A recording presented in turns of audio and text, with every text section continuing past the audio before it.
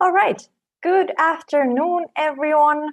Welcome to our very first GameCult Talks event organized by the Center of Excellence in Game Culture Studies.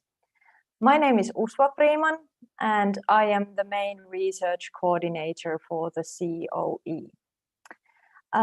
With this new event series, GameCult Talks, our aim is to bring together game culture researchers, industry experts, cultural institutions, community representatives, activists, and policymakers to discuss various current game cultural topics, and also to develop and highlight some of new initiatives into building sustainable game culture for our future. Our discussion theme today for this very first event is equity in games and play. Here you can see all the talks we have today.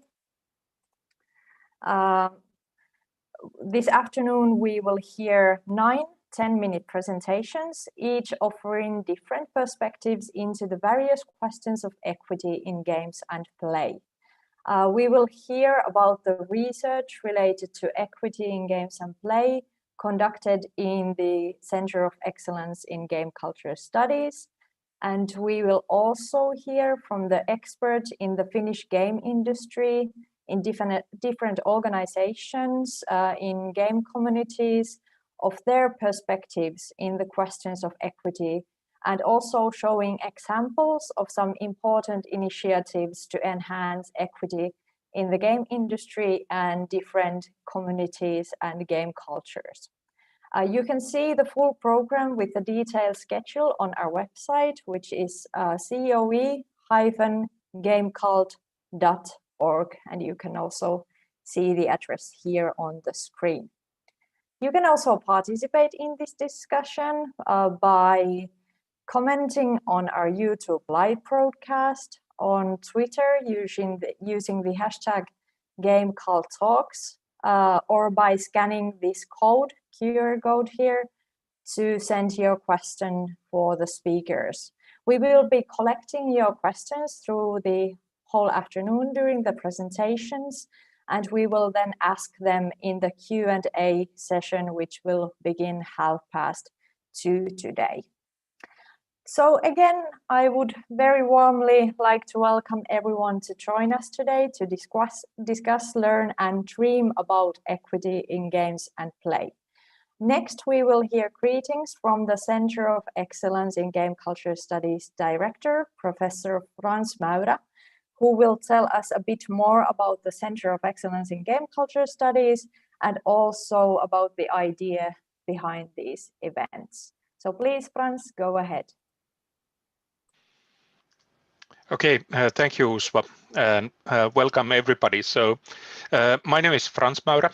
I'm a professor in Tampere University and director of this 3 university-wide National Center of Excellence in Game Culture Studies. First, maybe a word about what is a Center of Excellence. These centers, CoEs, they are cutting-edge centers of research according to the definition by Academy of Finland, which are funded in collaboration by the Academy of Finland and the CoE host organizations, meaning our hosting universities. The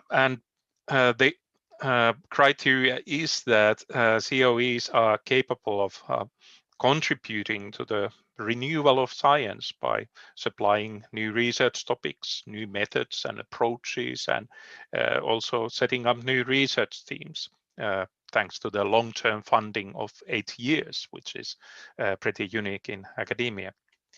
So the Academy of Finland selects a Center of Excellences based on competitive goals. There are panels of international experts, quite strict evaluation process, reviews, and then also taking into account various science policy objectives. And the units are granted the CoE status by the Academy of Finland.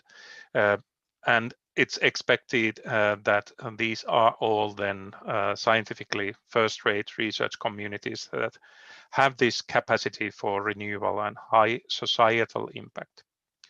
Talking about that, it's the theme of this day.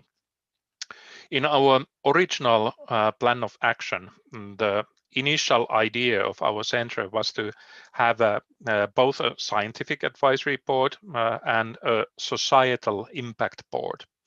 However, as we were looking more closely how broad-ranging the operation and research topics and the potential impact of the Center of Excellence in Game Culture Studies is and was, we decided that rather than having only small group selected individuals who would hear about us and comment on our work in the Societal Impact Board, we would do something more ambitious. And the idea for this event series, GameCult Talks, was born. The relationship between academic research and wider society is sometimes a bit complex. There are some people who argue that researchers should not interfere with societal matters, and the combination of science with real world political impact is particularly a red flag to some, let's say, conservative circles. It is interesting to note how the same people then also complain about public money used into academic research as being wasted, as there's not enough direct societal impact coming from it. I would argue that this is a logical fallacy, of course. You cannot both simultaneously argue for less and more societal engagement between academia and society. From the perspective of the Center of Excellence in Game Culture Studies, the high priority given for societal engagement is a natural one. Our work in describing and understanding games and culture in society and the multiple different forms and dimensions of game cultures is both intimately embedded within game cultures and also critically distanced from it. It is important that there is and are vantage points where alternative perspectives into our daily realities can be provided. Science and scholarship are this kind of special area founded on the long academic traditions of critical inquiry, verification of claims, and scholarly peer review. The benefits for close societal engagement for research are clear. It is important that researchers intimately know the phenomena they are talking about, and as research is conducted in close dialogue with practitioners, there are more opportunities for practical guidelines or recommendations to emerge from research. So I hope that our work can support positive developments in society, help in moving the game culture into more ethical and sustainable directions. And finally, I want to thank all you speakers, organizers, and participants, and wish you all a very interesting and fruitful day. Thank you. Thank you very much, Frans. Now let's give the floor to our speakers of the day. Our first two talks today are related to accessibility and accessible game creation. First one is from Center of Excellence in Game Culture Studies researcher Riikka Aurava. Riikka, please go ahead.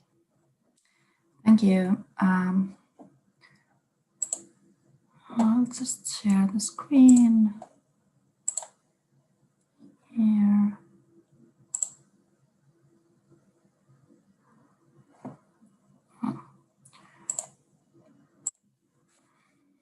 So I think that should be visible now.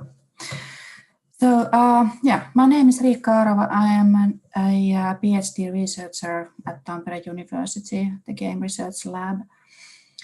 And I've been studying game jams and how these game creation events could be applied to learning and teaching in schools.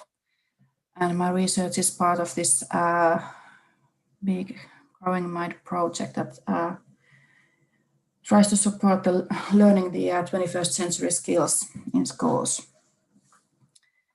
And during the past 2.5 years, we've organized roughly 20 Game Jam events.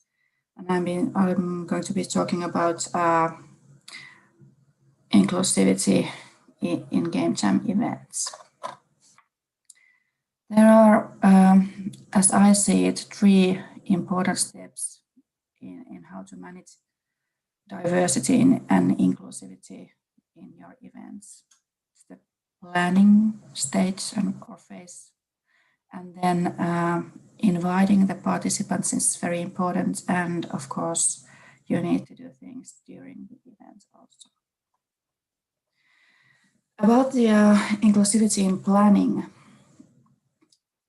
I need to stress this, that you need to have a diverse group of organizers if you want the participants to be diverse as well. Because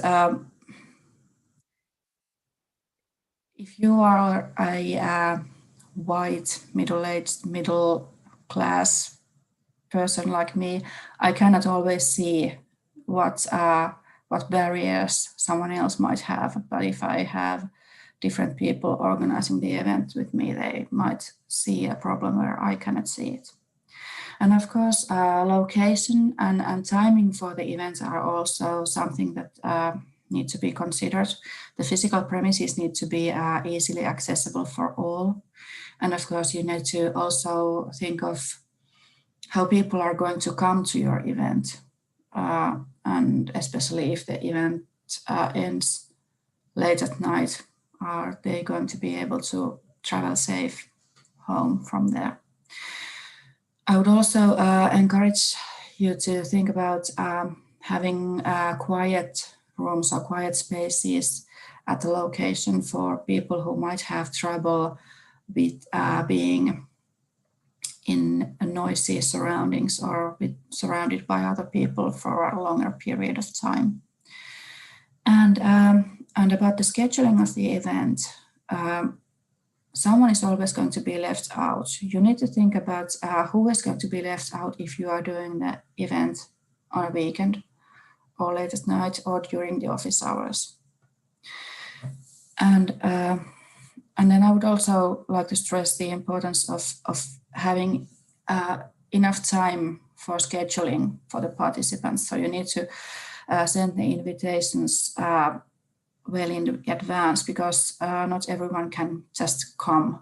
They might have other responsibilities like taking care of families, or they might have a job and they need to inform their employers like 2 weeks or a month before the event. And then invitation process. If you are inviting people and you want very diverse people to come to your events, then you should also have a diverse group of people inviting them. And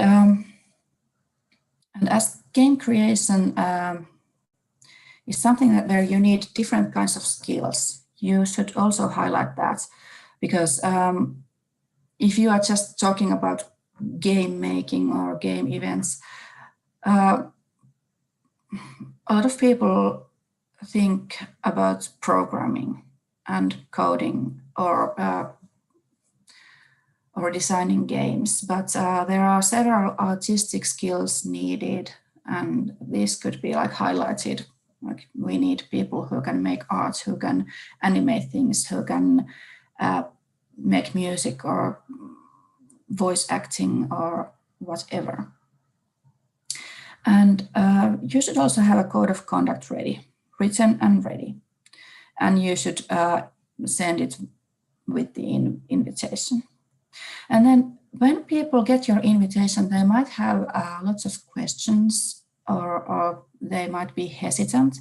So if they contact you before the event, answer promptly and take it seriously, because they have already crossed some borders to contact you. So the thing is important for them. And we have found that workshops before the event are a really good way to sort of lessen their anxiety or alleviate the stress. It will ensure that everyone has like the basic technical skills needed if there is some kind of software you are using, or that everyone knows that they have at least some skill that is going to be useful. And it's also really good for alleviating social stress, because the people will see the other participants and sort of like get to see who else is coming, and then it's much easier to come to the event itself.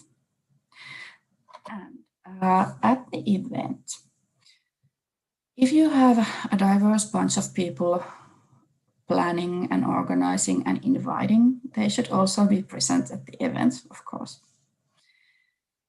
And then when people are forming the teams, especially when we are talking about adolescents, they probably need some kind of support in forming the teams, and also choosing their tasks like inside those teams.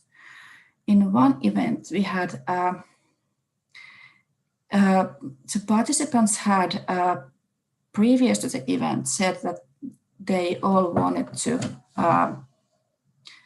program, or they were interested in coding, but at the event itself, it turned out that inside the teams, boys would do the coding and the girls would start making art. So they would have needed some like nudging in the right direction there. And it's always good to have some kind of a back channel for the participants to ask for help, or sort of contact you without the other people noticing it. And of course, it would also be good if the organizers themselves would be making their game, sort of not just observing from a podium or from their ivory tower, but making their own game, making their own mistakes, and sort of being on the same level with the participants. So it would be easy for the other participants to approach them if there is something they want to talk about, even if it were sort of a minor thing, but just keep the threshold very low. Yeah, and I think that's all from me today. All the questions and answers will be discussed later today, but if you want to email me, you can always contact me at riikka.aurava@tuni.fi.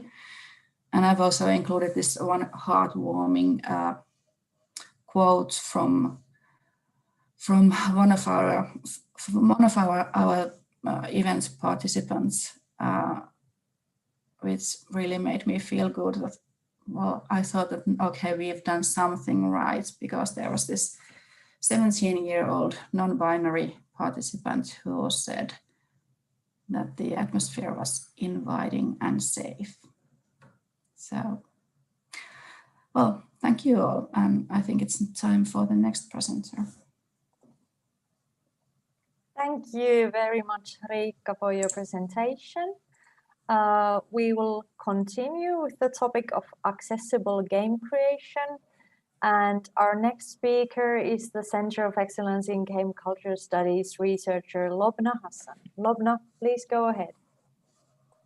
Thank you, Usva. And I'm gonna start sharing my screen.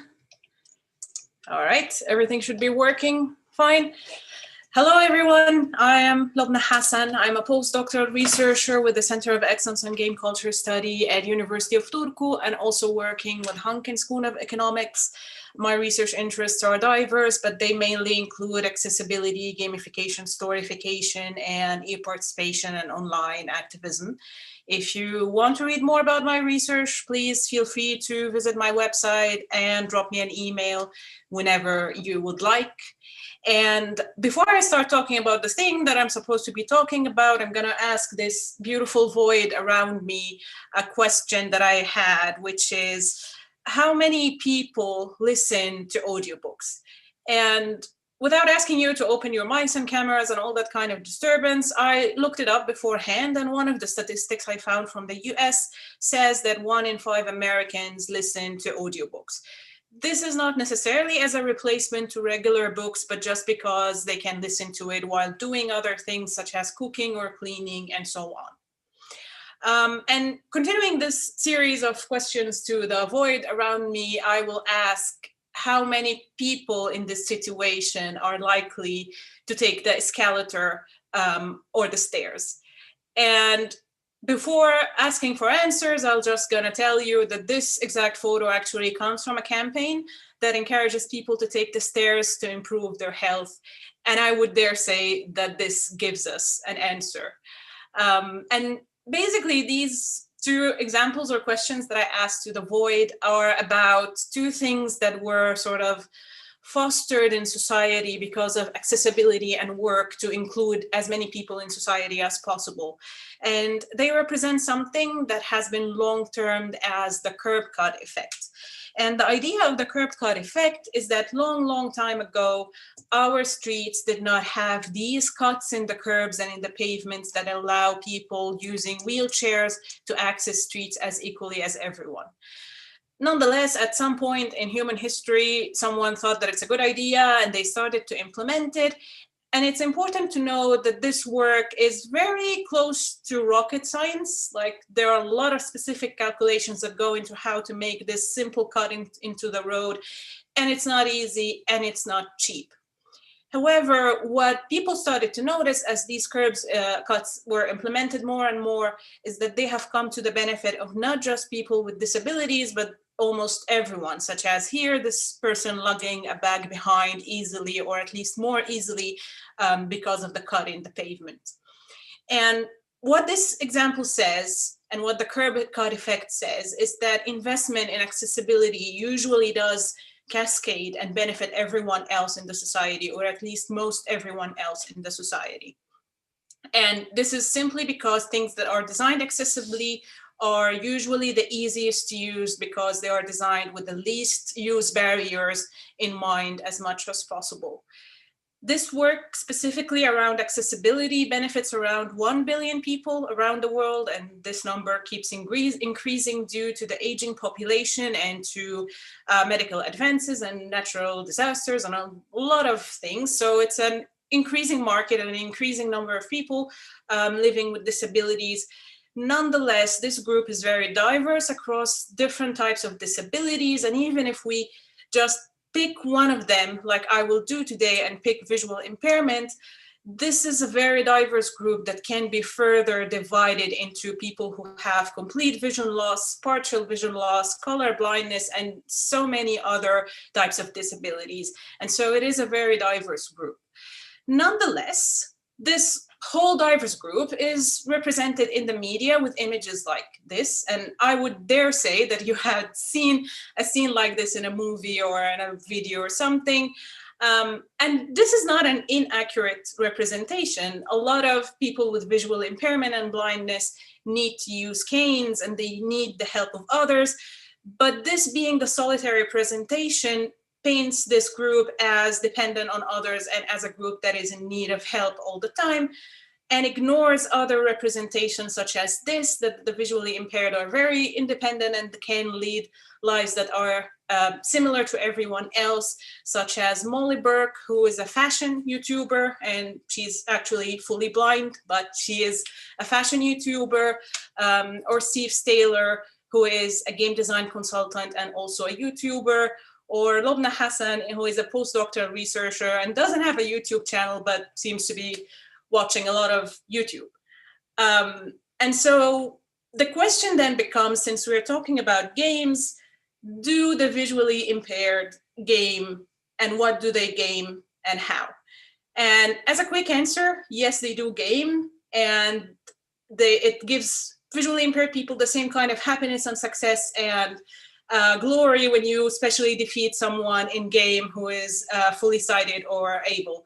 And on behalf of you, and I'm not sure if this is a question that you are interested in or not, but in 2018, I went online and I asked a group of visually impaired gamers what kind of PS4 games do they play. That was for personal reasons, but it serves us here well.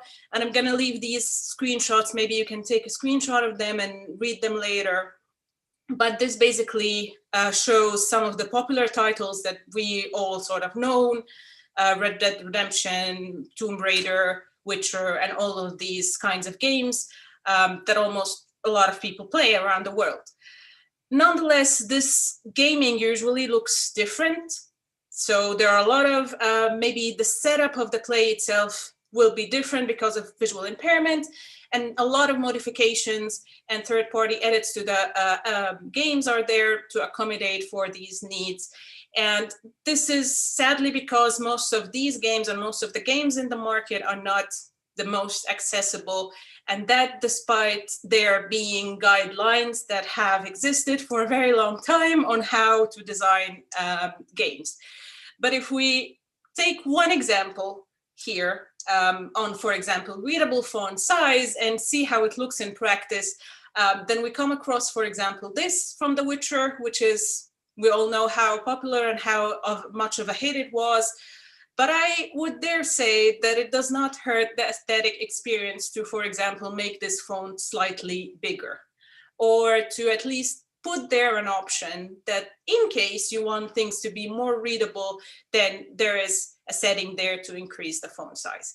And I would dare say that this is something that is not only to the benefit of visually impaired people, but to a lot of people in the society. But to contrast this, one of the examples where disability or accessibility, accessible design was very well implemented comes from Animal Crossing. And here, one of the challenges of the game is to fish. And to fish, you need the fish to eat this yellow thing. And one way to do it is by looking at when the yellow thing drops in the water, or to listen to it. And eventually, people notice that you can actually use audio cues, and that makes it easier to fish, like you can see. And when the yellow thing sinks down, that's when you need to press A to catch the fish. It's very, very important you learn that. You're going to have to do it a few times to kind of get used to it, because every time you see the fish poke it, you're going to want to press A thinking it's caught. But listen to the sounds here quick. Poke. Poke. Catch. See? That little sinking sound, like the bloop, is when you need to catch it. I'm going to actually show you. And so what I want to highlight with this example is that this is a widely successful game, and it's where we have an example of accessibility design fostering and making the gaming easier, not just for people with visual impairments, but also for everyone, I would dare say, using audio cues. And what that tells us is that accessibility opens a new world, or opens a whole world to the visually impaired people and to almost everyone else. And if the visually impaired cannot become astronauts in real life, they can do that in games. If they cannot drive in real life, they can do that in games. And if we all cannot catch Pokemon in real life, we can do that in games. And with that, I invite you to consider accessibility whenever possible in your teaching or research, game design. And I thank you for this presentation. Thank you very much, Lobna. I will now, from my part, take this opportunity to remind everyone that you can also participate in this discussion by commenting on our YouTube live broadcast or discussing the topic in Twitter using the hashtag GameCult Talks. And you can also send your question either through those channels or by scanning this QR code right here, and then fill the form to send your question to the speakers. And we will be collecting your questions during these presentations and then ask all of them, well, as many as we can, at the Q&A session, which we will be starting at 2:30. But now it's time to move on with our talks, and our next topics here are related to equity in the game industry. Our next speaker is Taina Myöhänen, who is the president of the We in Games Finland Association. Taina, please go ahead. Thank you, Usva, and thank you, Riikka and Lobna. It was really interesting to hear your presentations. So let me also start sharing the screen and discuss a bit. So I am the president of We in Games Finland, and I am today talking about We in Games Finland, which is really nice for a chance. So about We in Games Finland. We are a registered organization for everyone supporting diversity and inclusion in the Finnish game ecosystem. I want to highlight what we are not for women only, we are not for men only, we are not for non-binaries only. We never were. We are for everyone who wants to make the Finnish games industry more diverse and equal, regardless of their gender, sexuality, ethnicity, age, financial situation, body functionality, backgrounds, whatever. That was written to our rules when we founded the organization in 2019. Our history is on Women in Games Finland Facebook group that was founded already in 2011. But when we decided to register the organization, the message was really clear. We don't want to be an organization just for one group. This is like, what's the point? Because if you've been excluded, why to do the same to others? Together, we are definitely stronger. I want to use this opportunity to present some remarks about the diversity in the Finnish games ecosystem. So I've always said when presenting these facts, these are from the study of Neogames that is done every second year. So this was from 2018, and we are going to have a new study. Actually, it's now ongoing, so we will have the results for maybe this January, February. So I've always said when presenting these numbers that the information about the number of men and women and foreigners are collected, but not for other genders. But I'm very happy to tell that this will be the first year when the results will include the other genders too. We've been discussing this quite a lot, and this is like, I'm very pleased that we are in this situation. But now using the data from 2018, the number of women in games industry is 20%. It might sound okay, but it's been around 20% for about 10 years. And there is no notable rise with these numbers. So, and also the number of women in games in Finland is equivalent for any other country where people are making games, although the employment rate of women in Finland is generally very high compared to any other countries. So we are not really scoring here. The other group Neogames study tracks is the amount of non-Finnish that has raised almost 10% from 2016. It was 18%, and then 27% in 2018. So here we've been scoring. This is something we've been done well.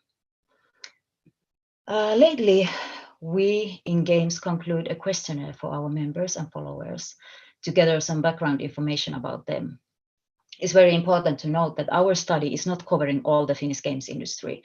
These numbers are to give an understanding about the diversity in the Finnish games industry and show that there is the diversity, because this is also something I've been sometimes got to discuss, like, is there a diversity in a game among the game makers?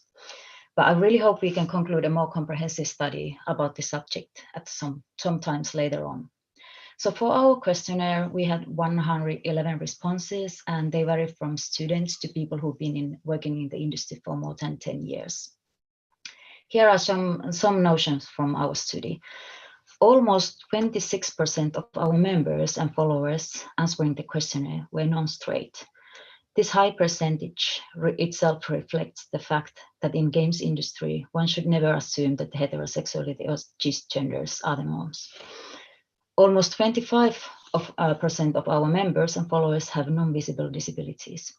We didn't ask the nature of the disability, but from other studies, we can read that the mental illness is rising in the games industry. This is not a surprise because crunching, uncertain development cycles, the judgment of one's creative work, and sometimes disturbing content the game makers have to create take and nurture mental health problems. 22% of our members and followers are from abroad. This aligns very nicely with the previous results from Neogames. And around 8% of our respondents are non-white. And here it should be remembered that being non-white doesn't mean that somebody is not from Finland. So this is something that never should be assumed with the results of the new Neogames study. Our assumption, however, is that the number might be higher among our members than it is when we have a look for the full group. The last issue I would like to point out is that 2.8% of our questionnaire respondents belong to marginalized religion. This is also a matter of respect. If it's known that the person belongs to a marginalized religion group, the best practice is to discuss with the employee if they have any hopes or wishes related to this. And now heading back to what we do in a games industry. We've been defining a couple of action points that are important for us to aim our goals. And one very important is networking. For getting a job and finding your place, networking is the key. The game industry community is very strong in Finland, and everyone should be able to get the benefit of joining the community. So what we do, we organize networking events for our members and together with other organizations. And we also lower the gap of joining an industry events. For example, our pre-ICTA events that we have been organizing in Helsinki, Lahti and Tampere has this idea built inside. So you can come there and then with this smaller group to go to the bigger events. We support the career of our members by offering mentoring and arranging workshops, lectures around the topics our members find important. And we believe in the power of example. So it's very important to see someone like you working in the industry. We keep up the speakers list, for example, and we try to promote the speakers from our members in a different industry events as the professionals.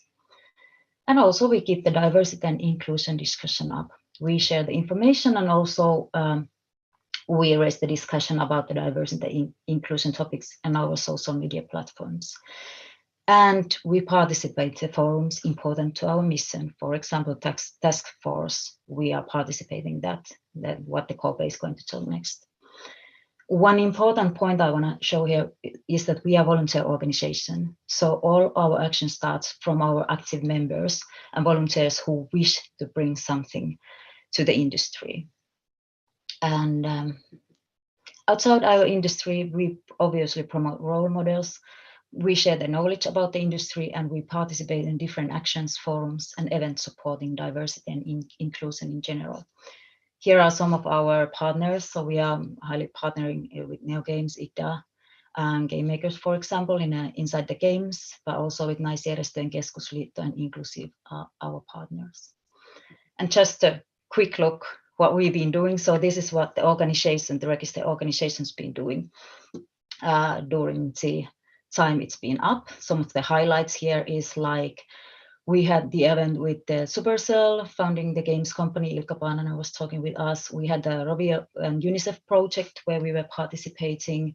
We've been having quite a lot of the industry partners as a Unity, Supercell, Small Giant Games, and Future Play. We also participate a lot with the other industry events like Pocket Gamer or Wheel Games or ICTA Leadership Day. So we are happy to be in a part of this. A word about what we are going to do for next year's. Obviously, we had a lot of plans as everyone for this year, but as we had to move online, everything, it's been a kind of a finding the place and trying to figure out again what to do. Like we had the start with the local events in Tampere, Turku. We were supposed to have an event in Oulu, but as the corona struck, we weren't able to do them. So we will, for the next year, we will have an inclusive leadership program by Salla Hiskoski. We will start entrepreneur society for our members and followers who are interested of building a company or already having one. We are planning CXO meetings for mid-management weekly members. And we have a big project around the representation game developers promote via games. But if you have any great idea that supports our values and vision, let's be in touch.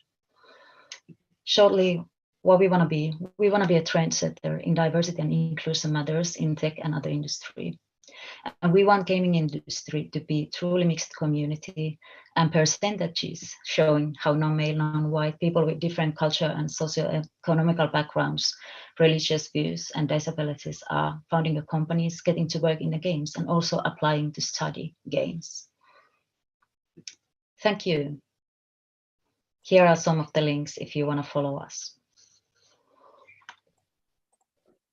Thank you very much, Taina. We will then continue with the topic of equity in the game industry, and our next speaker is KooPee Hiltunen, who is the director of the Neogames Finland Association. Please go ahead, KooPee. Thank you. And if you want to know more about the gender equality in European game industry in general, I actually placed a link to the chat. And let me see if I can show my. Do you see my slides? Yes, we do. Okay, thanks. We are good to go. So, Finnish game industry sexual harassment task force. When, how, and why? So, actually, as Taina told you, in Finland we have a lot of, or some associations working in the games industry, and typically we have had a lot of interaction between these associations. We have been doing things together to achieve the goals we have had. And actually, this discussion about sexual harassment in the games industry, in the industry side started already in 2013, 2014, and I guess that everybody remembers the Gamergate. So Gamergate was a very heated discussion about this sexual harassment and harassment in general topic in the games industry. And in 2014, some months after the Gamergate emerged, we decided by Neogames ry, IKTA ry, and Suomen Pelinkeittäjät ry to make an official statement about that topic. I was looking for that statement from the website, but I couldn't find it since we have all been renewing our websites after that, so it wasn't available, at least easily available anymore. Back in those days, in 2014, the women in games or we in games didn't exist as a form of association yet, and we didn't have so much cooperation with the Finnish Game Jam as we have today. And then there was Me Too campaign, which was 2017, and this kind of sparked inside the industry, inside the industry associations, a worry about what is the situation in the games industry. And since we wanted to find a way to tackle these challenges, we decided that we compile this kind of Finnish game industry code of conduct. And it was in the beginning of April in 2018 when we published this code of conduct, and you can still find it from the Neogames website. You can still find it, the link to it from the IGDA website, and still pretty much existing code of conduct. And it was made in cooperation with Neogames, IGA, and Suomen Pelinkeittäjät. But the women in games joined later that code of conduct. So actually, setting up task force took place when we had a harassment case in game industry event in October 2018. And we had some initial discussions between game industry organizations right after the event. And then we got together, we had a meeting, and we decided that, okay, now we have to do something more than just a publish of code of conduct. And we had our first meeting in October 2018. And in that meeting, we had all the 5 associations taking part. And we crafted a mission statement. The main objective of task force is to deal with harassment issues, share information, knowledge, give us the assistance, and create general guidelines and procedures. And one of the first things we did in the task force was that we were defining a protocol advices for workplaces, events, and associations how to handle harassment cases, because it was obvious that at least event organizers and in some cases maybe even employers didn't know how to deal with this event if they happen. And we actually had a second meeting with Sexpo advisor present in the December in 2018. And all the way along, we have been using this kind of advisors to give it advice in different kind of matters, because these things are in nature quite complicated, and we didn't want to, for instance, give bad advices for anyone. There is always liabilities when it comes to the harassment cases. And we continued our meetings in order to establish working procedures, checking what we can actually do and what we can't do. And this was the discussion with lawyers about different kind of things and what kind of advices we should give. And we publicly announced our contact persons in September 2019 and made a second version of Code of Conduct. It wasn't very different than the initial one, but it was, let's say it was maybe a little bit more detailed than the initial one.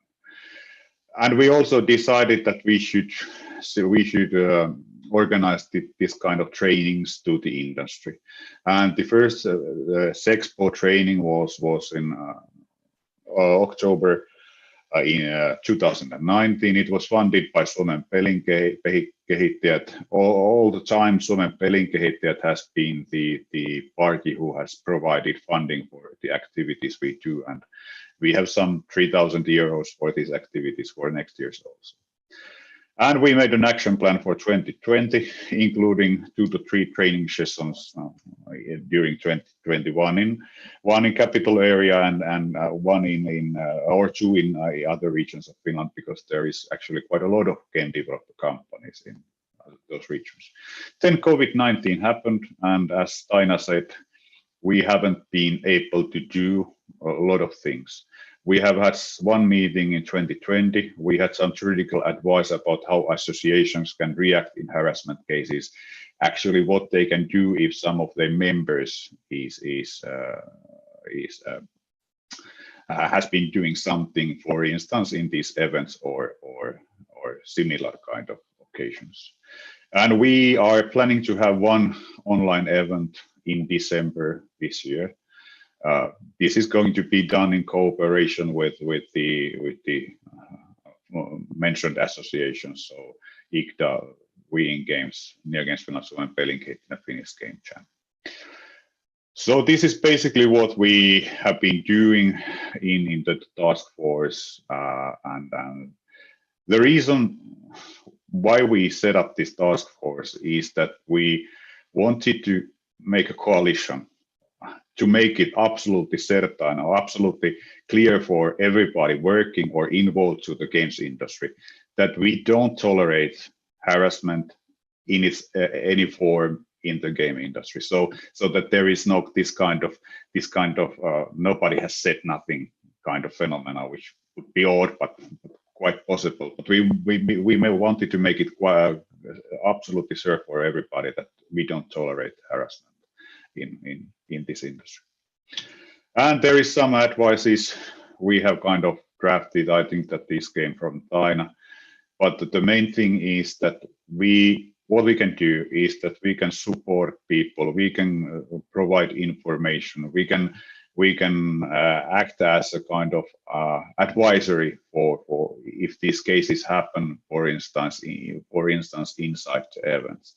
So that's what we can do. And that's what we have been doing so far. So that was it for me.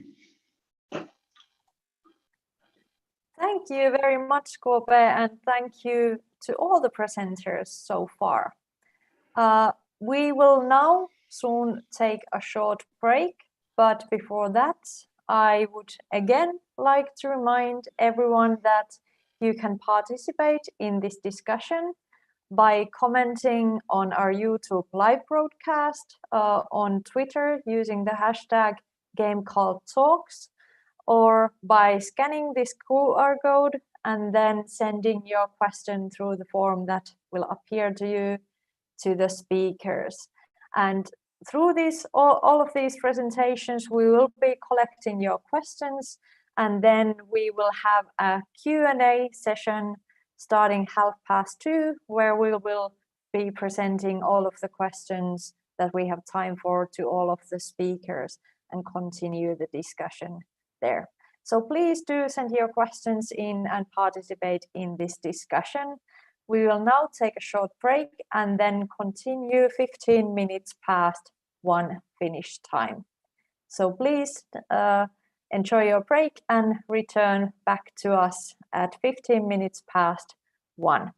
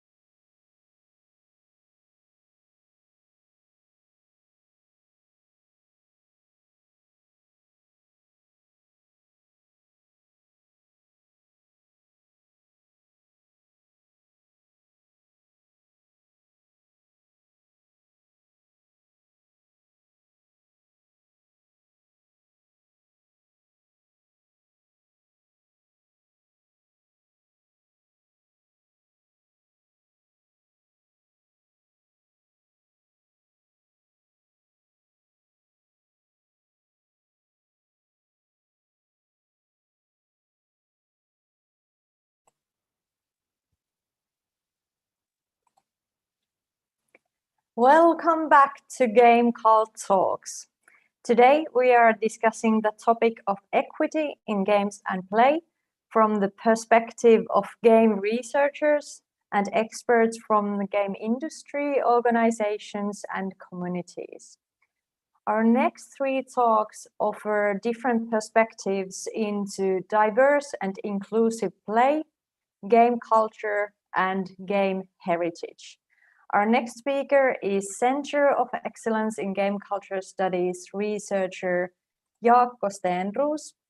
Jaakko, please go ahead.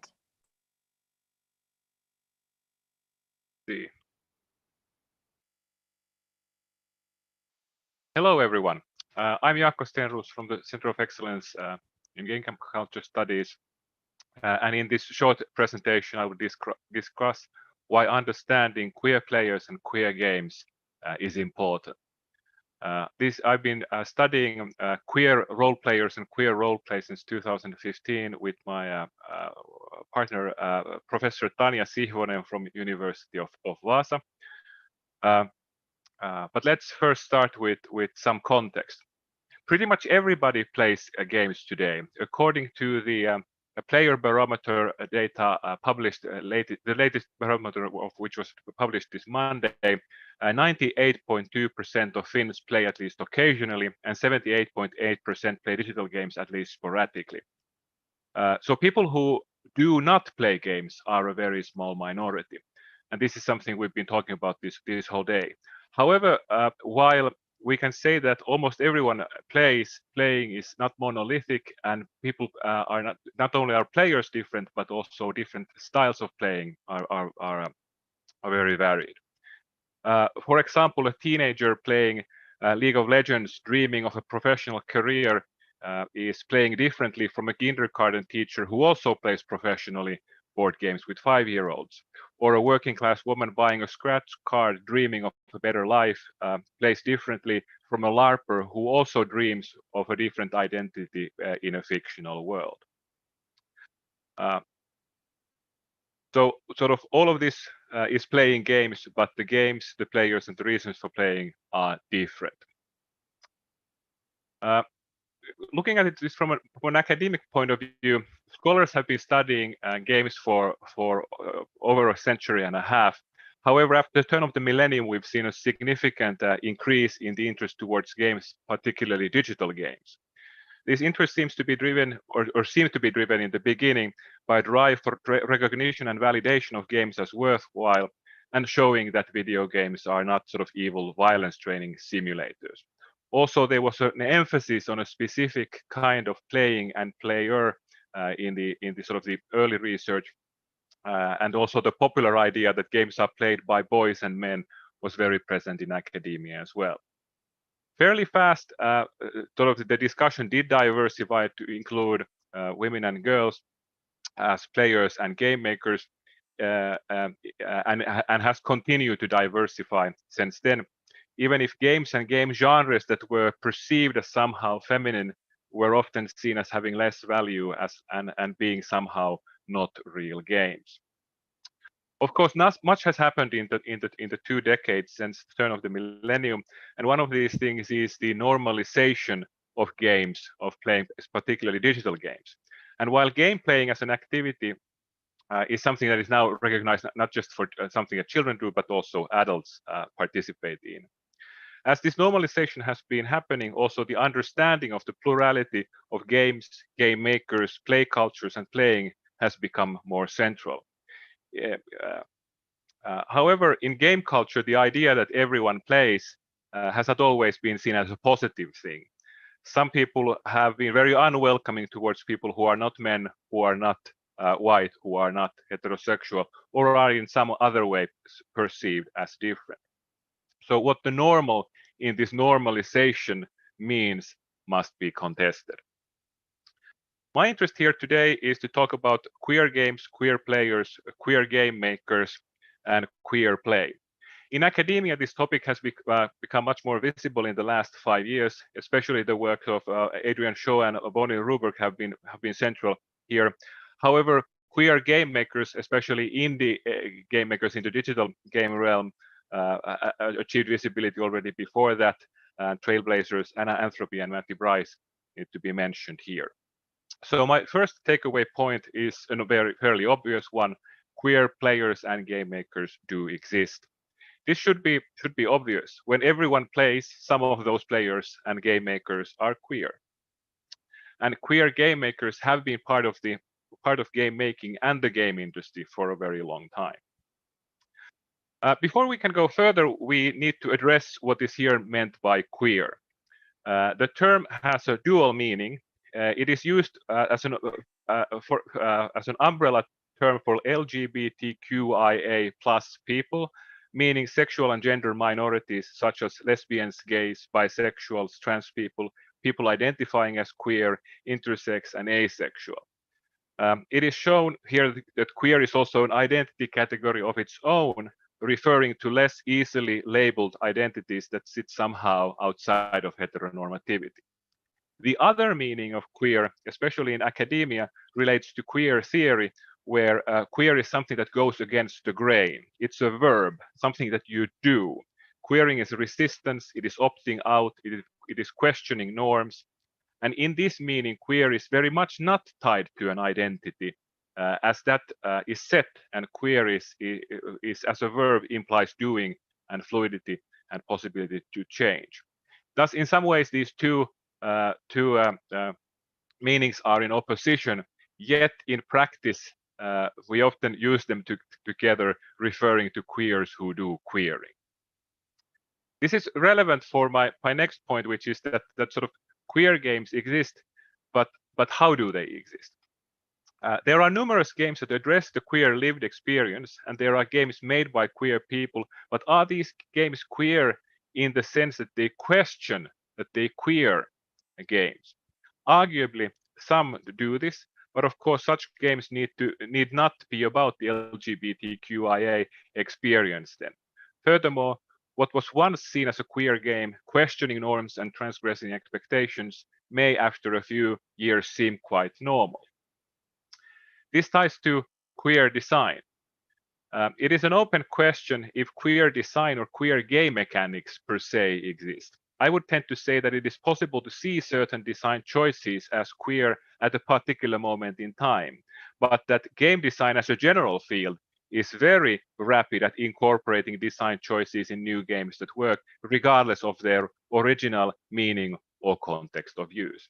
For example, shown here is the two-player indie game The Longest Couch, in which two players play on the same keyboard, attempting to move two bodies closer to each other in the game.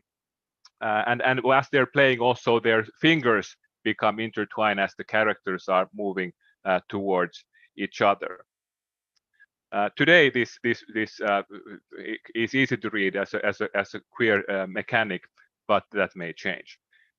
It's maybe harder to unqueer the huge gun-shaped penises in Robert Young's game, The Tea Room. Playing a game is a negotiation between the game as a design system and the players who are using the system. So we can play games queerly as well. A player can queer games that were in no way queer to start with. A player can decide, for example, that their character in a game is lesbian and have that choice color the whole play experience. Other much more transformative play styles are also possible, especially in multiplayer games where the players can construct additional rules on top of the game. Queer game studies have studied mostly in games in the North American context. In our work with Professor Sihvonen, our focus has often been Nordic. We have looked at the gap between the game and the player to see what kind of cues are designed for queer play and what kind of unintended prompts for queer play are discovered and even created by the players. Partly this is about representation, where queer people want to see their lived experience depicted in the game. However, having queer characters is not the end of the discussion, but the beginning. Players do not necessarily even need them.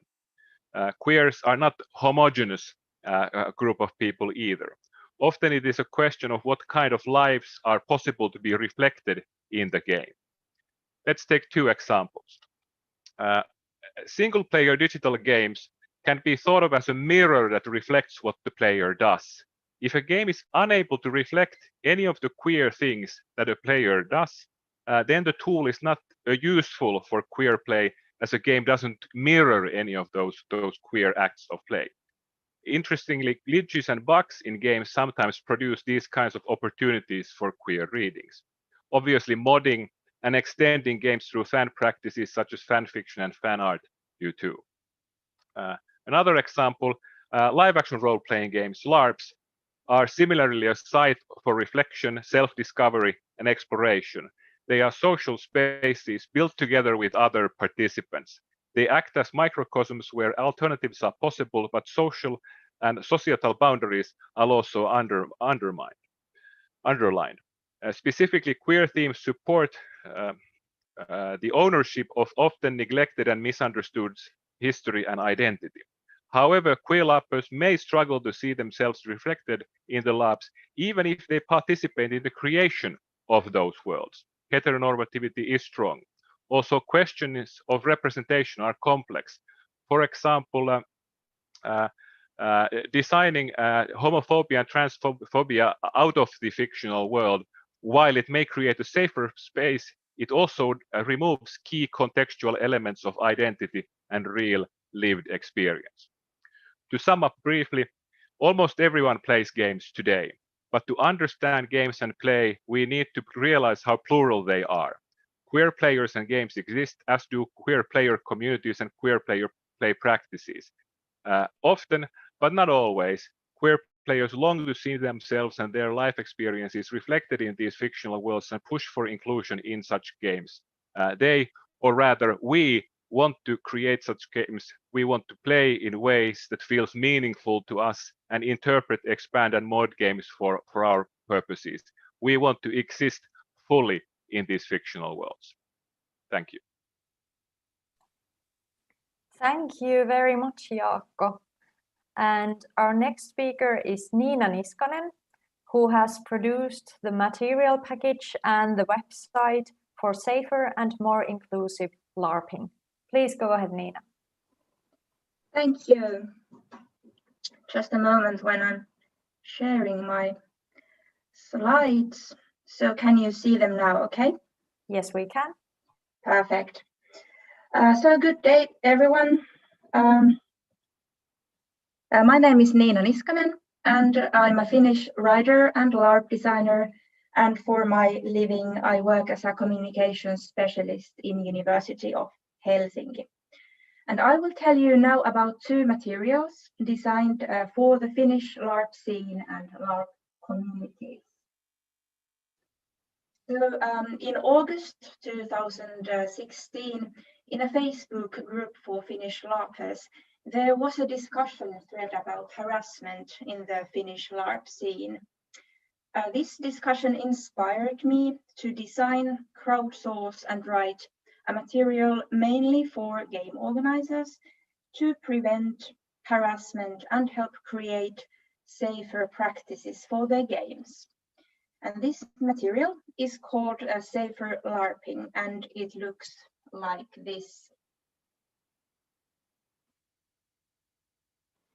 I was, I could say, inspired or even obligated to write the material by two facts. Firstly, as a woman, harassment has been a routine experience for me since I was a child, and LARP scene is unfortunately not free from it. Secondly, I was appalled by the inappropriate and even oppressive behavior that was brought forward in the Facebook thread. I kind of felt that some common guidelines could be helpful in increasing awareness and combat and prevent harassment in our community. So here you see the cover and the contents page of the material. First, we define some terminology, and then we get sort of straight to the point. So in the material, there are short and simple guidelines for people in different roles in a harassment situation. We've also included a game organizer's checklist for organizers to see what kind of safety measures could be good to take into account. There's also sort of a hands-on part, 3 simple workshops about using the safety word, using the traffic light mechanic, and interrupting a questionable situation. And lastly, we've included an example of anti-harassment principles for game organizers' free use. Then some months after this material was published in autumn 2017, in the same Facebook group, there was discussion about demands or expectations that game organizers face from their players, especially concerning practical matters of inclusivity. And as a result, me and my spouse, Simo Järvelä, sketched out some ideas and gathered a team of writers to create a material about different aspects or themes of inclusivity in LARP.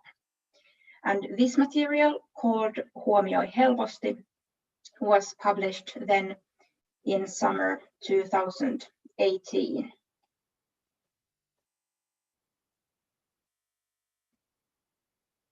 Here you see again the cover and the contents and our team, and also the Creative Commons license.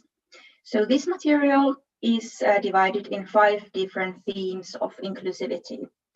First is the theme of bodily restrictions, for example, matters of accessibility, together with mental health theme, like how to mind community members with for example, phobias, traumas, or mental illnesses.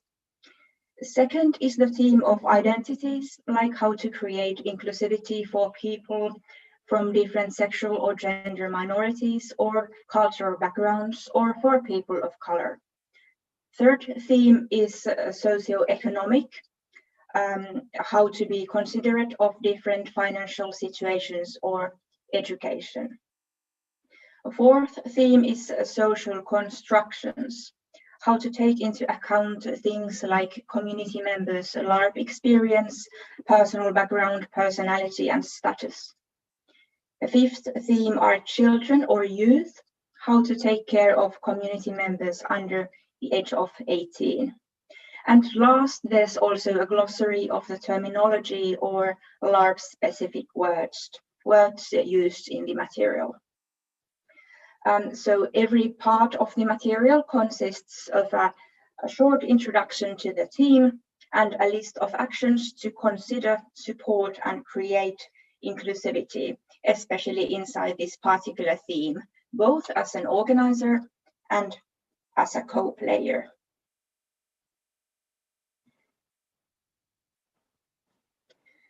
I could say that my core thought in all the safety work I've done, naive as it may be, is that inequity is wrong and harmful to everyone in a community. Harassment and exclusivity prevent us from designing, organizing, and playing games. And thus in the end, we all lose something, or we never even get a chance to pursue and reach it. So my main message or principle behind both these materials is that safety and inclusivity don't happen, but they are a result of conscious choices of all community members. So in other words, they are made and they are created. And it's not always fun or easy. It's not cool or sexy, and it doesn't necessarily make you the cool kid of the community. It's a job. And I think that key factors in this job are also status and privilege. So the more power someone has in a community, the more responsibility they have in creating and sustaining equity, safety, and inclusivity.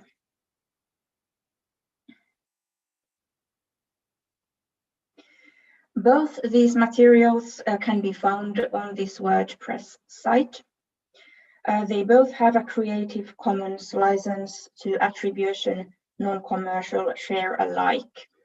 And I think that the materials are, maybe with small adjustments, well applicable for like any kind of community, not just LARP-related communities. The English translation of Safer LARPing material was published soon after the original material, and since then it has been translated in French, in Italian, and just recently, actually yesterday, it was published in Czech. And these translations have been created by local LARP safety activists.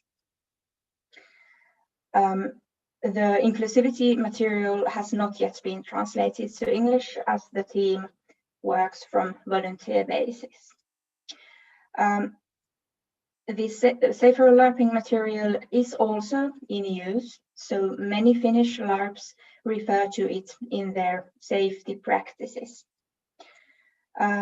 Whether this material or the inclusivity material has any sort of real impact in anything, I don't know, and I've received very little feedback on these materials, but I think that stirring up conversation increases awareness, and that is one step forward too.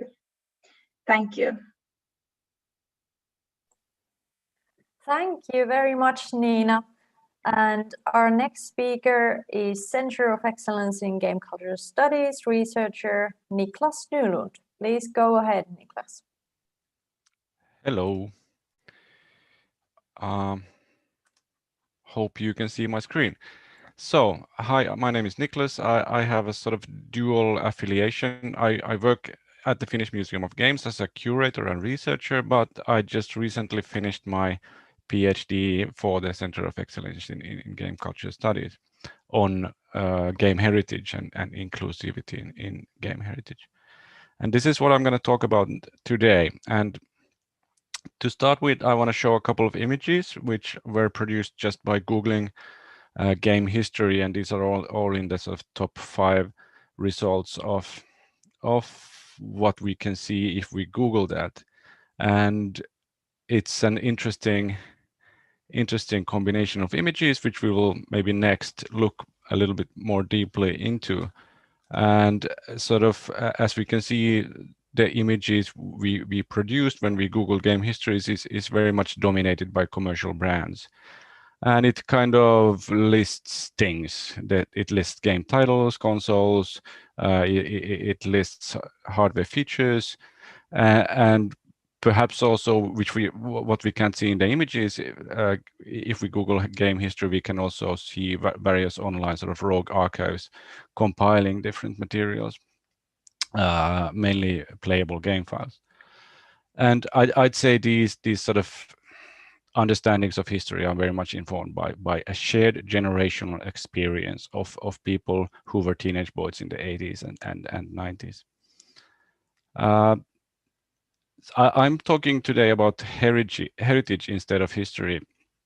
And heritage is, in academic research, perhaps, or it can have many different definitions, but it's probably most commonly defined as a process by which we sort of decide as humanity or as communities or nation states, we decide what we want to keep from history and what we want to preserve with the various safekeeping methods. And of course, the safekeeping methods depend on the type of artifacts preserved. So material artifacts need to be safe kept against chemical aging, etc. And sort of the other point here is that heritage is very much political, as it's dependent on choice and it's dependent on different gatekeeping positions in that individuals, communities, and institutions have. So moving on, sort of looking at game heritage, it's clear that the gatekeepers so far have mainly been in different positions than in the official institutions. It's been very much defined in heritage communities who have been working in the heritage process. And sort of maybe helpful terms here and concepts that we can use is that game heritage is self-authorized. So these communities themselves authorize the heritage they are working to preserve. And game heritage is emerging in that it is not fully sort of mapped out yet, maybe. And we see in the heritage communities that they very much focus on particular types of objects, like we already talked, probably like commercially released titles or playable digital artifacts, rather than players and meaning-making processes. So at this point, I want to sort of look at two different frameworks by which we can understand this, and the first, I guess, is the idea of shared experience as the basis of heritage. So here's a kind of nice citations from De Cruyff about shared experience and how they are central to heritage. Cultural heritage establishes its meanings through the common history, culture, language, and activities of groups of people. It is transmitted from generation to generation by people who agree about its significance and the importance of communication, communicating its meaning to others. It is preserved, documented, and transmitted in order to tell other people about how important it is. Its continued use helps communities establish common identities, values, and behaviors that continue through generations. And this is probably the sort of the common understanding of how heritage works. For example, in a sort of nation state scale, we need to have a shared experience, a common shared experience. But then we could say that there's another way of looking at heritage, the sort of polyphonic idea of heritage, which I will also here read out. Polyphonic heritage is based on developing understandings of history's disciplinary tools and critical practices while addressing the urgent questions posed by the needs for heritage and identity. If it is done right, the answers to those questions will be more open, complex, and contested than they have ever been. Celebrations of national heritage will be open for critique. Monuments will be sites of debate and contestation. Museum exhibits will be self-reflexive, and school curricula will enable students to deal with this historical complexity in the public realm. So another way of understanding heritage, and sort of these are different perspectives, and sort of maybe the point I'm making here is that while game heritage has been self-authorized, it's very much based on shared generational experiences, and that perhaps makes it also more participatory as individuals, communities are kind of deciding what is important. But then we have the other perspective, the polyphonic heritage perspective, where we kind of need some kind of coordinator or outside objective observer, as in, for example, a museum curator. And these are potentially perhaps more inclusive. And the kind of idea that I'm dealing with in my day job and perhaps as a research is kind of how to combine these two frameworks, which might seem not combinable. And now we move on to maybe the end of my talk and sort of a few points about inclusive game heritage. I guess one of my main points is that how we understand games influences how we preserve them. So this applies to the stakeholders, sort of who do we understand that is important here, and who should we listen to? Is it the game industry? Is it the hardcore gamers, or other heritage or heritage communities of games who are already online dealing with game history, game heritage? Or should we also listen to other types of players, maybe groups that are and stakeholders that haven't had a say yet? And this kind of applies also to what kinds of artifacts we want to preserve. Is it just the hardware and the playable games, or is it maybe the player experience and the meaning making? And probably we could argue that the polyphonic idea of polyphonic heritage is probably more open to experiences and values of different types of stakeholders, instead of the sort of maybe people who were in their teenage years in the 80s and 90s, and who were very much young boys at the time and who are now adult men. But maybe we need to listen to other types of people as well. And there's kind of the danger that this view of game heritage that the self-authorized heritage communities have had kind of becomes an authorized game heritage, where it's very difficult to express any sort of other views after it has gained prevalence. And that's something that we talked about in an article back in early this year. And I'd also argue that sort of in order to work against this, to be more inclusive, we need to use various reflexive strategies. And I'd also argue that institutions such as museums kind of have the tools to do this. So we need to be reflexive about who we show playing and what kind of images we sort of decide shows what gaming is.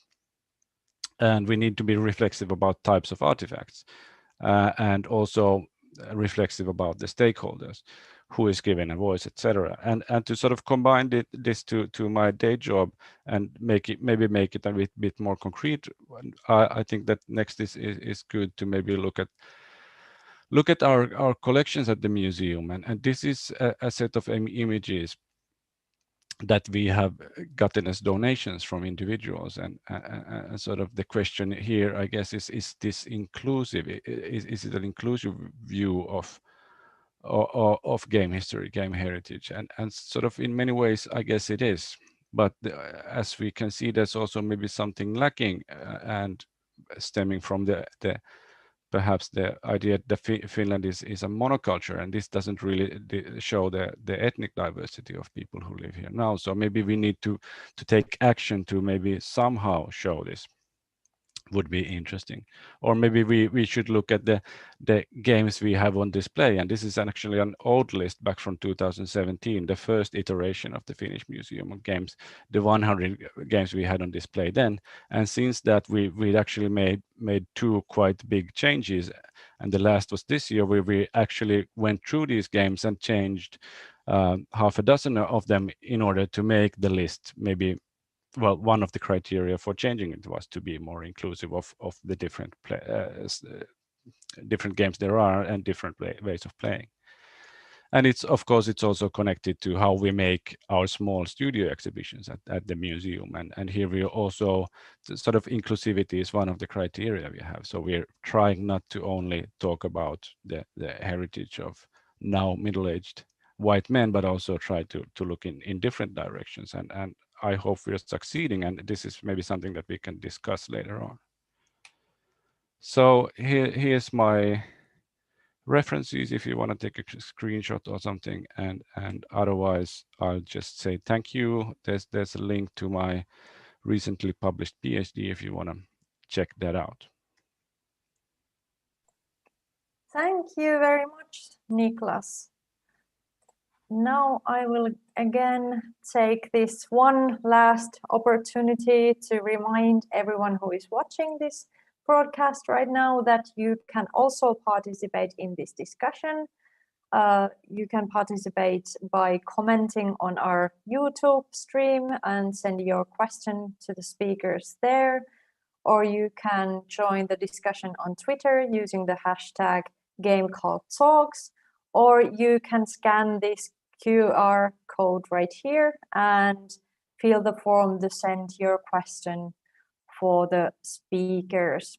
And we will have the Q&A session where we'll be asking all the questions you have sent in from all the speakers at 2:30 today. But before that, we still have two more talks left today, and both of them are discussing toxicity in game cultures. Our next speaker is Center of Excellence in Game Culture Studies researcher Ruotsalainen. Maria, please go ahead. Thank you so much, Usva. Let me get my screen sharing working first, and then we can get going with my presentation. Nope. Yep. Okay. Can you see the slides? Yes. Okay. Excellent. Thank you. Thank you so much for the great presentation so far, and thank you so much, Usva, for inviting me to talk here. I'm really excited to be here and participate to this very important GameCult talk. So what I'm going to be talking in my presentation is women in competitive gaming, but I'm actually going to be focusing more about the, so rather than looking at only the woman at the top of the esports, I'm going to be focusing quite a lot on what happens before one becomes a top player or an esport legend. And I want to start with 2018, when me and Usva Friman were doing research together about women in competitive game and their experiences about it. And part of our research was focusing on one particular game, Overwatch. And we really wanted to focus on the everyday experiences of people playing and women playing Overwatch. Rather than just the top, because something happens before you become a top player.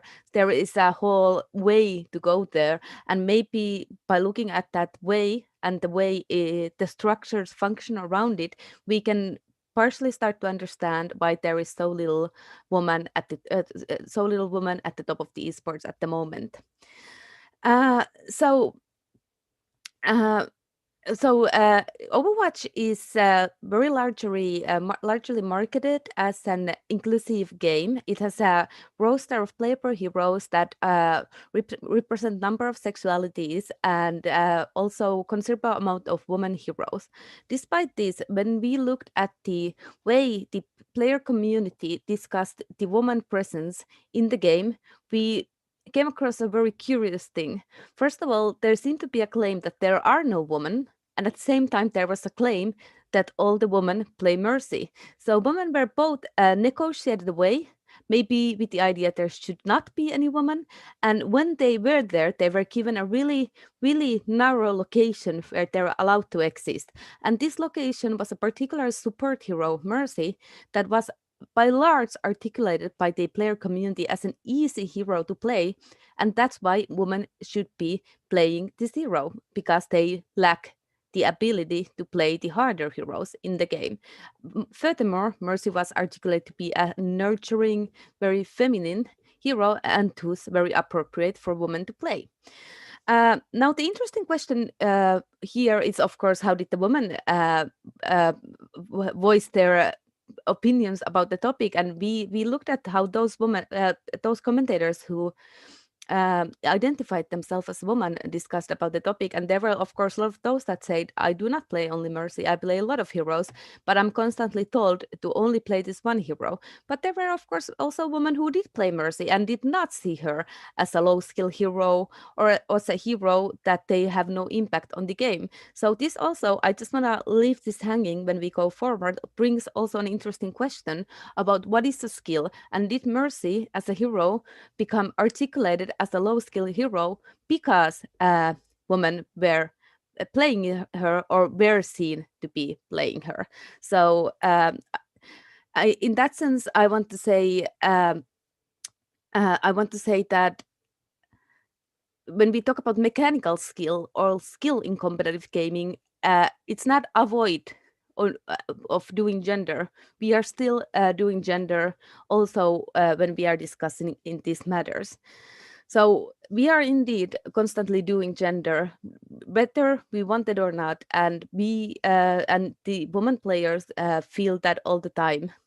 Their play experience is all the time colored and to some extent regulated by the fact of their gender. And even when they get comments that can be positive whilst streaming, for example, these comments are more often than in the case of men players focused on their appearances rather than gameplay. It's constantly intertwined with their everyday experience of playing.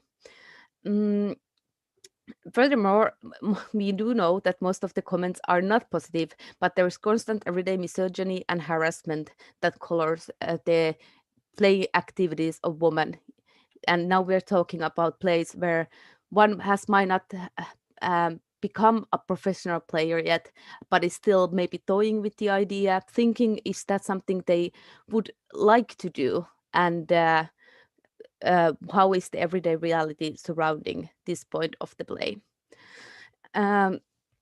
So what then happens when somebody actually does hit to the top and becomes a professional player? How is this changed? So one of the interesting examples is Geguri, one of the woman players who made it to the top, the only woman player in the top of the Overwatch esports. And once she was signed to the Overwatch League, and we looked at the discussions surrounding that event, a lot of the discussants would argue that the fact that she was signed, that she did made it to the top, is actually a proof that the system works, and if you are just good enough, you will make it. These discussants would conveniently forget to mention that it actually took her a while to get signed, because, for instance, one of the teams that was interested of her did eventually decide not to sign her because they did not want to deal with mixed gender housing. Very similar experience that other women in the top of the esports have shared. For instance, some notable women coaches have been not signed because the male players do not want to be coached by a woman. And that's not even the all. Even if we look at the inequalities and structural inequalities at the top, we already mentioned how they happened during the way to the top, where one can be ostracized, harassed, and told not to participate, to play fully, but only in a very certain narrow location. Already at that point, of course, we cannot talk about equal meritocracy, where everyone can make it to the top with their skill. But we are talking about different affordances of participation. So given that these experiences color the everyday participation of women to competitive gaming, what kind of methods, what kind of ways of coping do women use to deal with these experiences, and what consequences do these ways of coping have? Looking at the research, quite a number of ways of coping have been pointed out. But what's also interesting that most of them, if we think about in terms of one wanting to pursue the esports dream or becoming a top player, most of them do not help those using these ways of coping to actually get that dream. So from all these ways of coping, two that were identified as the way that are actually can be helpful for those trying to deal with the harassment were gender masking and seeking help and same-minded communities. But with the gender masking, it's not completely unproblematic, because, well, what we mean by gender masking is, for instance, choosing a very gender-neutral battle tag or a character name, and, for instance, not joining to any kind of voice communications that could reveal one's gender.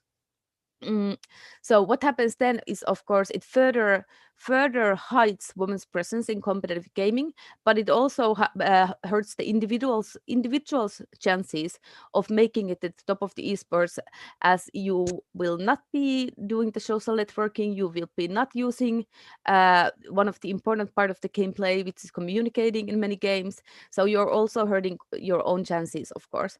What was seen another positive way of coping was seeking help and same-minded communities. So when we now established what kind of issues we are facing for women's participation and competitive gaming and at the top of the esports, what can we do?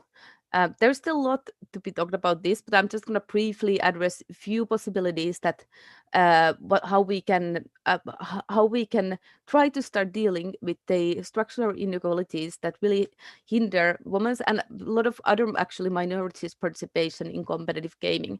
Well, as already mentioned, one of the really well-working ways was supporting each other, and there is starting to be a lot of communities that can be women only, sexual minorities only, but often also more inclusive, but with the weight on inclusive play. Another thing that can be suggested is a different diversity of representation and mechanics in game. And here I really want to highlight that it's not probably enough just to have diversity of representation, as Jaakko mentioned, but we have to look what kind of gameplay mechanics we have, and remember while we do it that skill is not something that happens in a vacuum, but what we understand as a skill is something that has been constructed with the gameplay activities that have been more available to some than the other. So we also have to think about what kind of diverse game mechanics we can have in games. So what we really need to do actively is changing the culture and changing the structures in order to make it more equal playing field forward. We need to research and ask a question, look how it's been done elsewhere, and take action. And I think our next presentation will address this a bit more in detail. Thank you. Thank you, Maria. And our next speaker is indeed Miia Siutila, who works in the non-toxic gaming project at the youth department of City of Helsinki, and who is also a researcher at University of Turku. Please go ahead, Miia. Thank you, Usva. And like Maria said, my presentation will talk a little bit about how to handle some of the toxicity in gaming and also in esports. Let me get it going. Okay, so hello to everybody. Normally why isn't the screen sharing on? Oh, it is. It is. So normally I would be introducing myself as a PhD student from University of Turku, but today I'm here talking to you as a representative of the City of Helsinki's youth services and the non-toxic gaming project. And what I'm going to talk to you about is the research that we did in the project concerning game education at home and at the youth work. And firstly, I'm going to really shortly introduce the actual project. So this is a nationwide project funded by the Ministry of Education and Culture during the years 2019 to 2021. And this is the second round of the project. The first one was from 2017 to 19. And the objectives of the project are to strengthen the competencies of youth work professionals about digital gaming culture, prevention of hate speech and discrimination, and creating safer gaming culture through training, and to promote equity, and non-discriminatory practices within esports in cooperation with esports organizations, and to produce and utilize research around topics of equity in gaming culture. And finally, to kick off international cooperation around topics of equity in gaming culture and esports.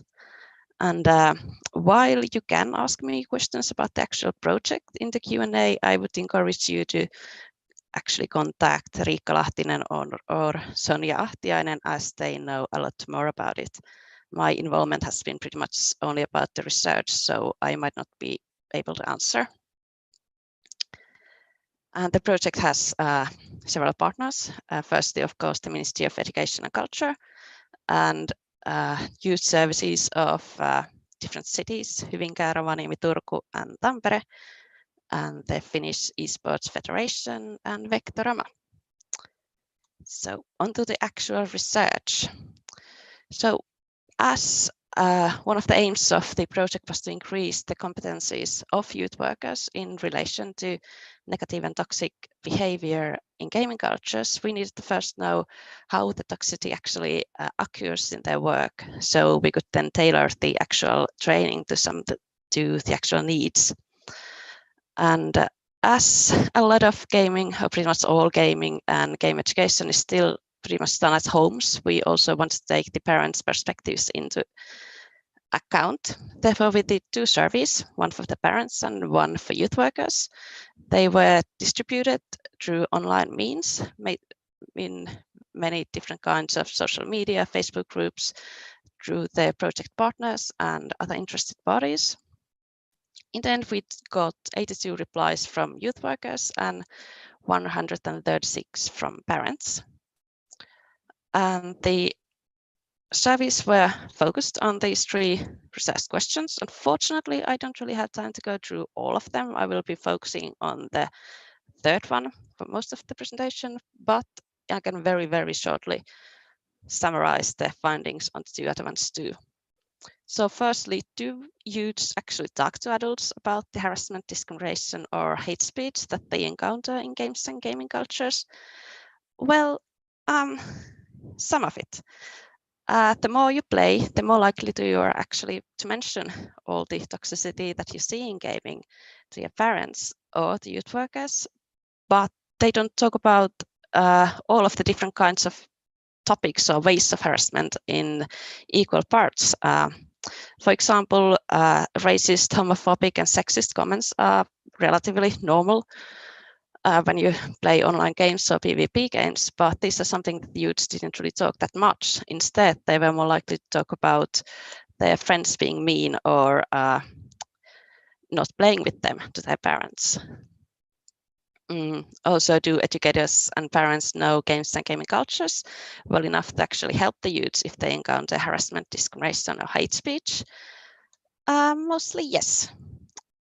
Most of the respondents rated their knowledge of games and gaming cultures as okay or better. There were very, very few who thought that they didn't understand gaming at all.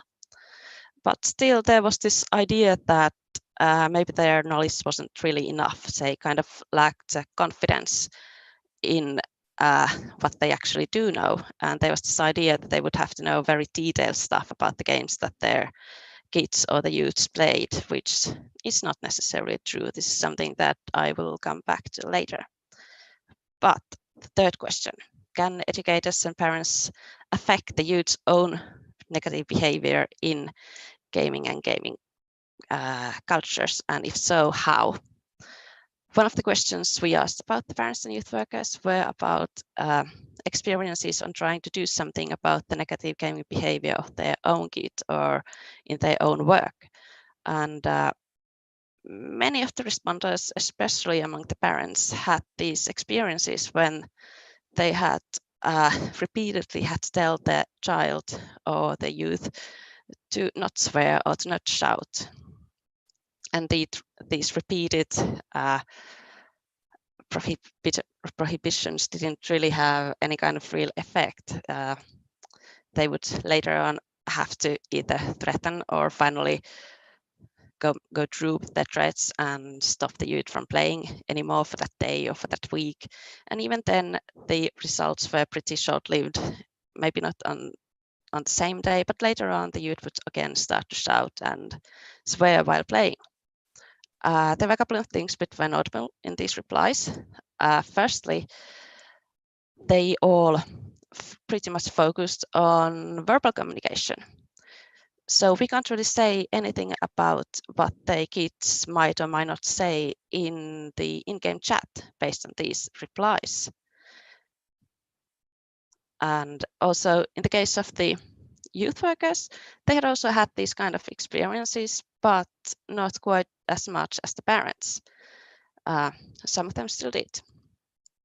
A couple of them also had some real success in curtailing the youth's negative behavior, a lot more so than the parents did. And this success extended also into the in-game chat. How this happened was through extensive and repeated discussions with the youth about their behavior. So the things they talked about were reasons behind the behavior, why they would get so mad and why they would say such mean things to the other players. What they expected to happen through that kind of communication and that kind of speech. Would they actually expect it to make the other person to play better, or what they wanted it to do? They also talked about understanding and controlling emotions, because in most cases, this kind of negative toxicity probably rises from the fact that the game might not be going too well. And lastly, they talked about better and more positive communication methods, how they could actually make the other person play better instead of tilting them even more. So to summarize, you can affect the behavior of the youths, but it's not always that easy. It will require several discussions, and in here the keywords are several and discussions. It's not enough that you have one discussion, you have to have them repeatedly. It's also most likely not enough to just say no, you have to have an actual discussion. Secondly, there might be some resistance, especially if the advice is coming from somebody who the kids feel is an outsider. It might be that this is also the reason why the youth workers had a lot better success with curtailing the youth's negative behavior, as many of those that actually succeeded in it were very much involved in different kind of game-related youth work, whereas many youths see their parents as always some kind of an outsider and as somebody who doesn't really understand their hobbies. Thirdly, that kind of extensive detailed knowledge of games and gaming might not actually be needed. The topics that the youth workers discussed with the youths were pretty much something that relate to all kinds of hobbies and life. These are not gaming exclusive. And you don't really need to have that kind of detailed knowledge of games to discuss this. You don't need to know what champion or role the youth actually mains, or what's their favorite map in Counter-Strike, or whatever, that kind of things, to have discussions on these matters. So to thank you for your attention. If you have some questions, there's the Q&A coming up. You can also send me an email. And if you want to hear more about the actual research, we are going to publish it on 26th. And there's going to be a stream on Helsinki Kanava and in Twitch. Thank you. Thank you very much, Miia. And this concludes the talk section of today's event. So thanks again to all the speakers for their presentations and for offering us all these different perspectives into the topic of equity in games and play.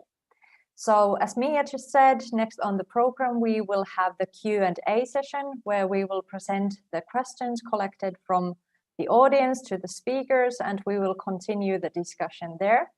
So before that, a short break, and we will continue 2:30 with the audience questions. So please stay tuned.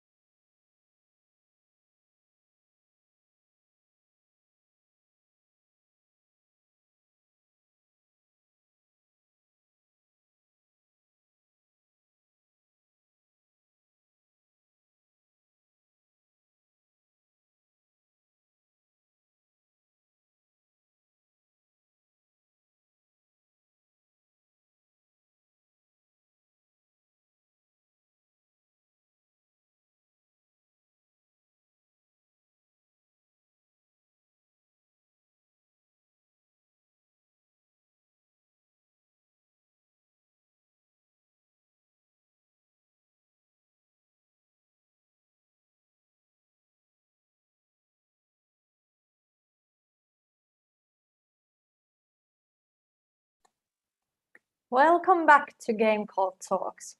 Today we're discussing the topic of equity in games and play from the perspective of game researchers, experts from the industry, organizations, and communities. We have heard today's talks, and now it's time to continue the discussion with some questions from the audience. And here to host this Q&A session is Center of Excellence in Game Culture Studies Coordinator Elisa Wijk. Please go ahead, Elisa. Hello all. Hope you can hear me. Yes, we can. Good. We have a lot of questions and only half an hour to go through them, so maybe we have to skip some of them, but we'll see. As most of the questions will be presented to one specific person. If anybody else has something to comment on that question, please raise a hand and then I can give you permission to speak. All right, let's start with Riikka Aurava. So crunch has been talked about a lot lately again. Could Game Jam organizers educate participants on that during the chats? Yes, I think it's something that should be raised perhaps in the beginning of the jam event itself. That this is something that we do not want to continue or enforce, and that it's problematic in several ways. Yeah. All right, thank you. And then to Lobna. How do you think game developers should engage with players when they wish to develop more visually accessible games? I think the main way to involve players when we're designing games is to work with them. So usually to have play testing with players. And I know that, for example, IBM has a panel of blind and visually impaired users who test their software before it's being released. But that's, of course, IBM, and maybe it's hard for other developers to have or access such a task force of visually impaired people. So if you can do that, find a visually impaired person to test something for you. That would be great. If you can't, then this is why the guidelines exist as a suggestion as to what you should be thinking about when designing a game and so on. So the website that I put in my slides, gameaccessibility.com, has a unified database of these guidelines from basic to moderate to advanced. So it depends on the degree to which you are willing to invest work in developing the game. And then finally, listening to the community feedback and maybe trying to specifically get the feedback from Facebook groups and so on of players with visual impairment and so on. All right, thank you. And as Usva reminded in the chat, even though the questions are directed to one person, everybody can comment on these if they have something important to say. All right, then let's continue. Now we have a question for two of our presenters, Taina Myöhänen and KooPee Hiltunen. How do you think that the Finnish game industry is handling the questions of equity when compared to other countries? Are there any specific areas where you see us being ahead or behind, and why? So a lot of questions here.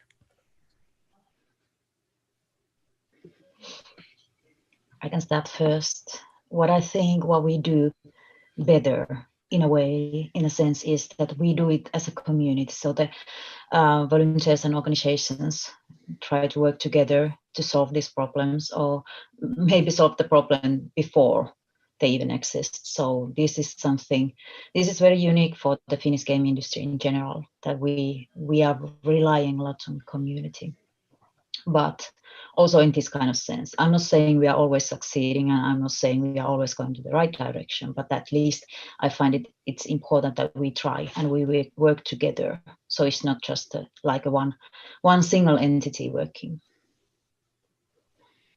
Yeah, I think that as Taina mentioned earlier, we have a big number of people coming from abroad to work working in the Finnish game developer companies. But we have very few people of color working in the Finnish game industry at the moment. There is only like a handful of people of color which come to my mind. And that's something, I don't know if it's a problem, but we are not maybe used that kind of diversity as much as, for instance, game developers in USA or some other countries where the ethnic diversity is bigger. So I don't know if it's a problem, but it's something we are not so used to so far. And if you think about as Taina said, our way of handling things is based on community. And basically we have always been saying that if we have a problem, we fix it. That's the kind of way we want to think, that if we have some kind of problems, if some problems emerge, we have to find, it's our responsibility as industry associations to at least try to find ways to fix those problems. And it's a strength, I would say. And it's kind of, let's say it's very pragmatic Finnish strength, that if there is a problem, please, let's fix it.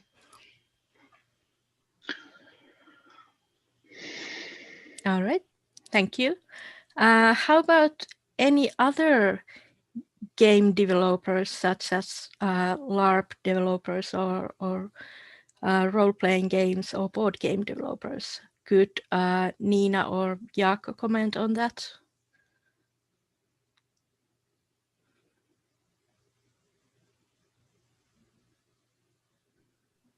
I could at least go ahead, Niina, please. No, you go ahead. You started first. Okay.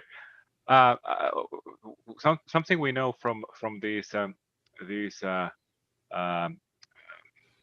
studies done outside of academia that have looked at that, and the number of players and player demographics of LARPers around the world have showed that in Finland we have more non-binary people and more trans people in our community than in many other countries.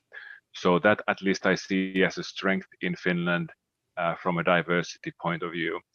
But what KooPee was saying about the Finnish game industry, digital game industry, and the lack of people of color is something that is very visible in the Finnish role-playing, live-action role-playing tabletop scenes as well. The scene is very, very wide. All right, thank you. How about Niina? Yes, I was thinking about being a female LARPer in Finland. These things I think are a lot easier here than, for example, in France or Italy or those places, because I've been discussing with these LARPers who have used the safer LARPing material and applied it to their own communities, and they have told that they really have more problems with these like gender specific issues there. All right, thank you. Now that we started to talk about other games than digital games, I have a question for Taina. Is we in games only for those who develop digital games, or are other game type developers welcome as well?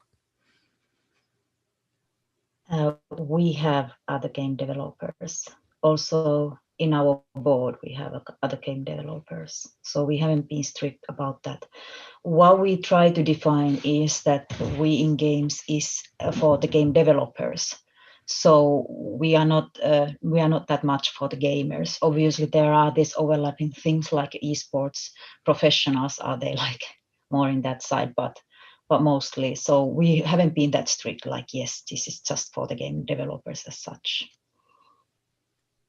All right, thank you. Then I have a question for KooPee. Have you consulted with industrial or organizational psychologists and research on these training sessions that you talked about in your presentation? So far, we have been consulting. The main body we have been consulting has been Sexpo. So we haven't been so far consulting other experts in the field. If you mean those task force events. Yes. But if it seems reasonable and if there is a reason to do so, there is no kind of obstacle to consult somebody else. All right. Mm-hmm. Then we have a question for Jaakko.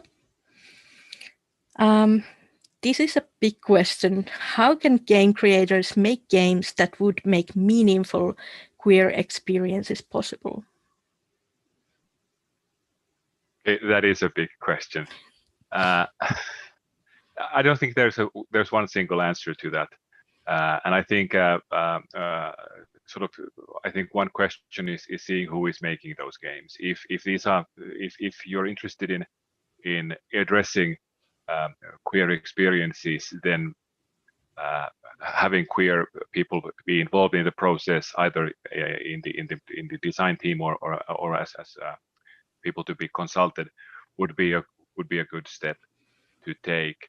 And as Lobna also mentioned, there are different kinds of guidelines that can be found depending on sort of which area, which game type we're talking about.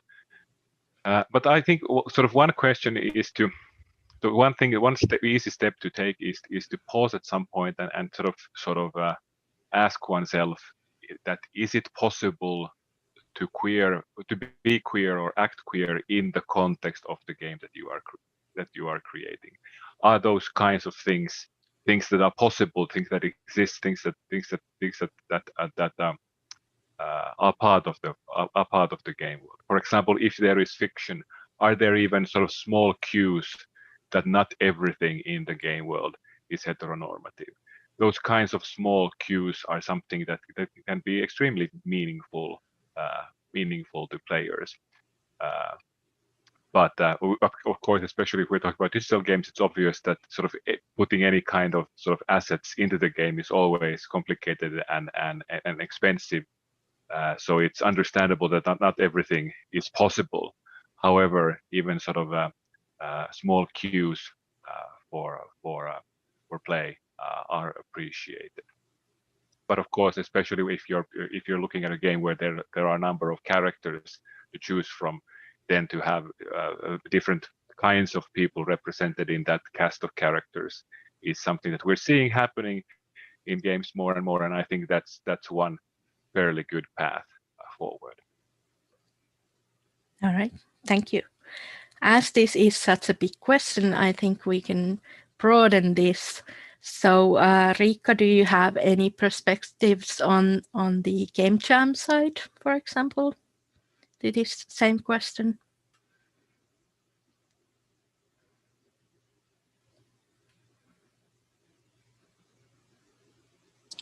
Sorry, I actually missed the question because I was advising my kid to do his homework. So. All right, I can repeat that question. How can game creators make games that would make meaningful queer experiences possible? I didn't hear what Jaakko had to say, but I would have queer people make the games. I think that would be like one way of doing it, to have a diverse group of people making the games themselves. All right, thank you. And then we have Niina has, sorry, Finnish and English combined together. We have a question for Niina. What kinds of specific challenges of inclusivity and safety exist in LARPing due to the play style or the play culture when compared to, for example, digital games or tabletop games? Well, I'm not an expert on digital nor tabletop games, so specific challenges of inclusivity, you say? Yeah.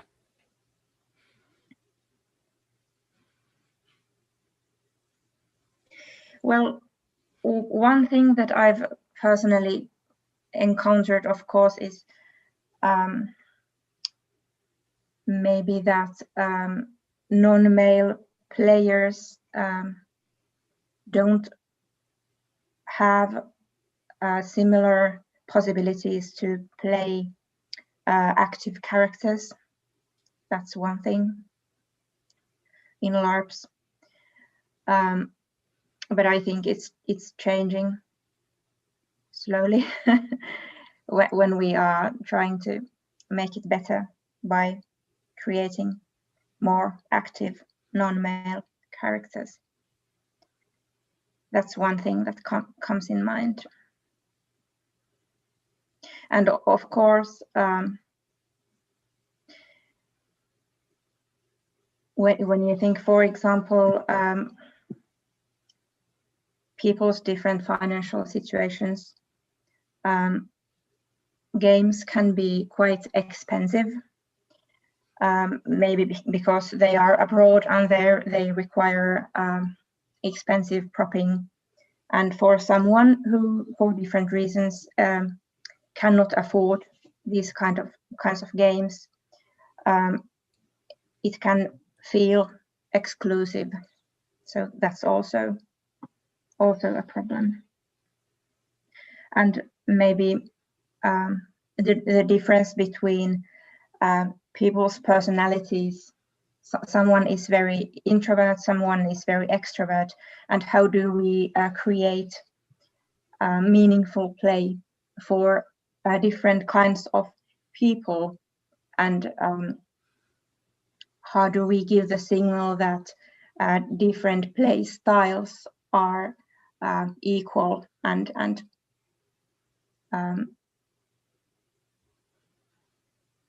not like it's not always good. It's not best to be the one who yeah, well, maybe it's just the difference between play styles and people's personalities, introvert and extrovert. That's one thing. All right, thank you so much. And now we have a question for Niklas. How would you summarize your advice for game museums and other such institutions on the good practices on building more inclusive game heritage?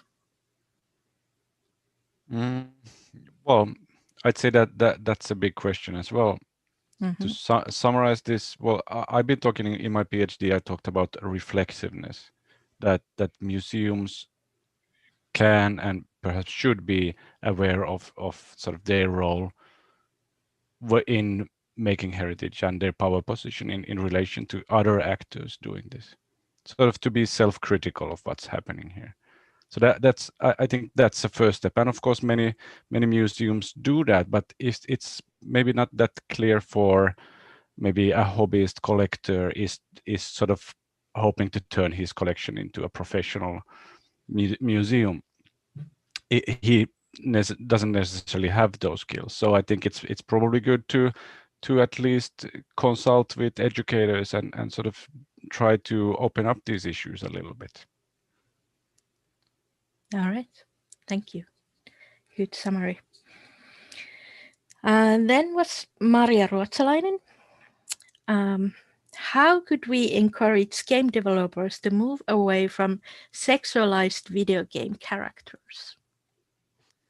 Thank you for the question. I think there's at least few perspectives we can take on this. One of them is, of course, again, the question that's been addressed over and over again today. So who makes the games? So inclusive hiring policies, I think, would make an impact to also in what way the video game characters are portrayed. Other thing is, of course, from the kind of a consumer reception perspective, where is the gaming companies who are actually, there is now number of gaming companies that are doing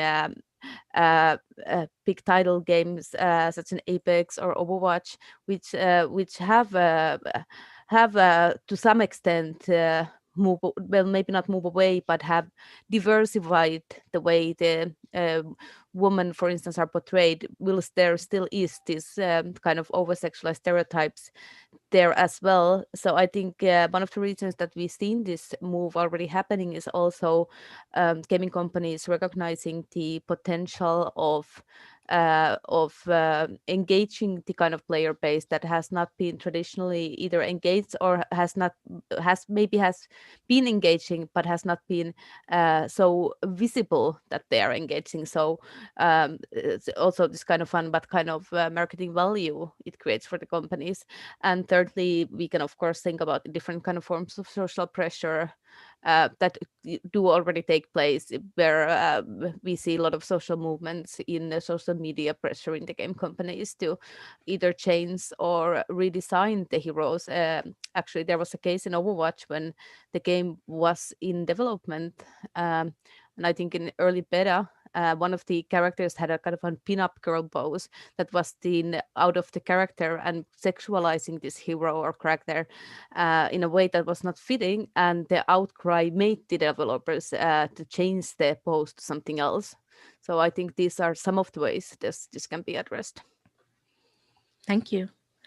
Jaakko has something to say. He has his hand up. Yes, I was just thinking that sort of one thing that it's good to remember is that this is not a binary situation between sort of players and the game industry, but there's a lot of game culture happening sort of between these two things, and sort of one place to address the issues that we see in game culture is in the games that we make as hobbies. And this is something that can happen in game jams and currently there are very many tools that you can use to make your own games at home. And I mean, this is one of the things that I mentioned in my talk with sort of Anna Anthropy's manifesto from almost 10 years ago was very much about this, that sort of if your life is not reflected in games, then make games that reflect your life. And we know that the game industry is very good at sort of noticing when something interesting happens and incorporating aspects of that in the bigger works as well.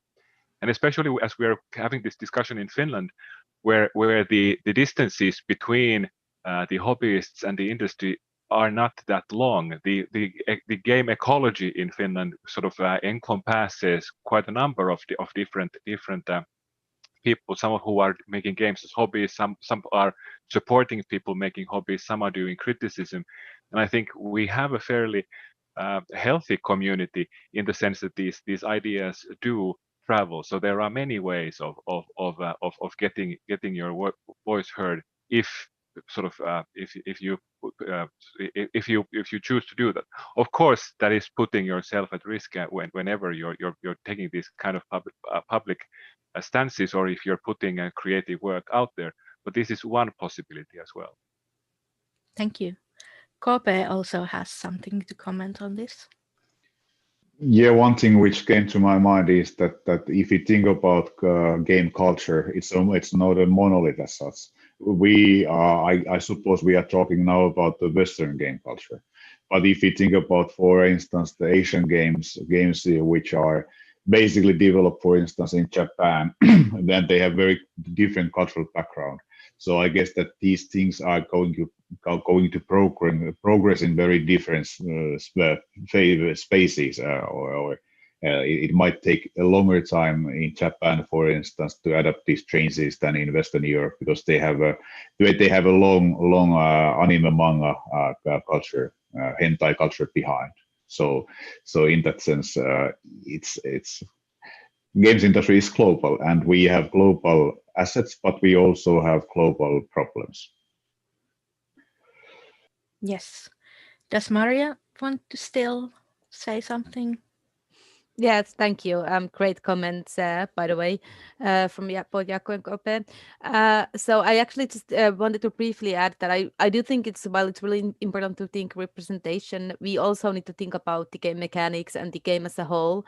So not just how it looks to play, but how it feels to play, and how we can think about inclusive designing in-game mechanics. So I think that's a bit less talked topic and something that really needs to be kept out there. Yes.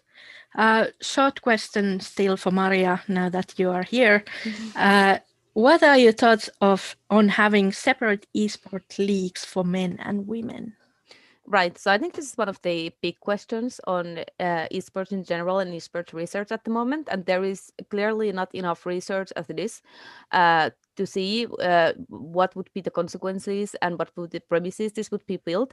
I think as it stands, it feels it doesn't I don't think that at the top level we should be separating genders because there is no reason beyond the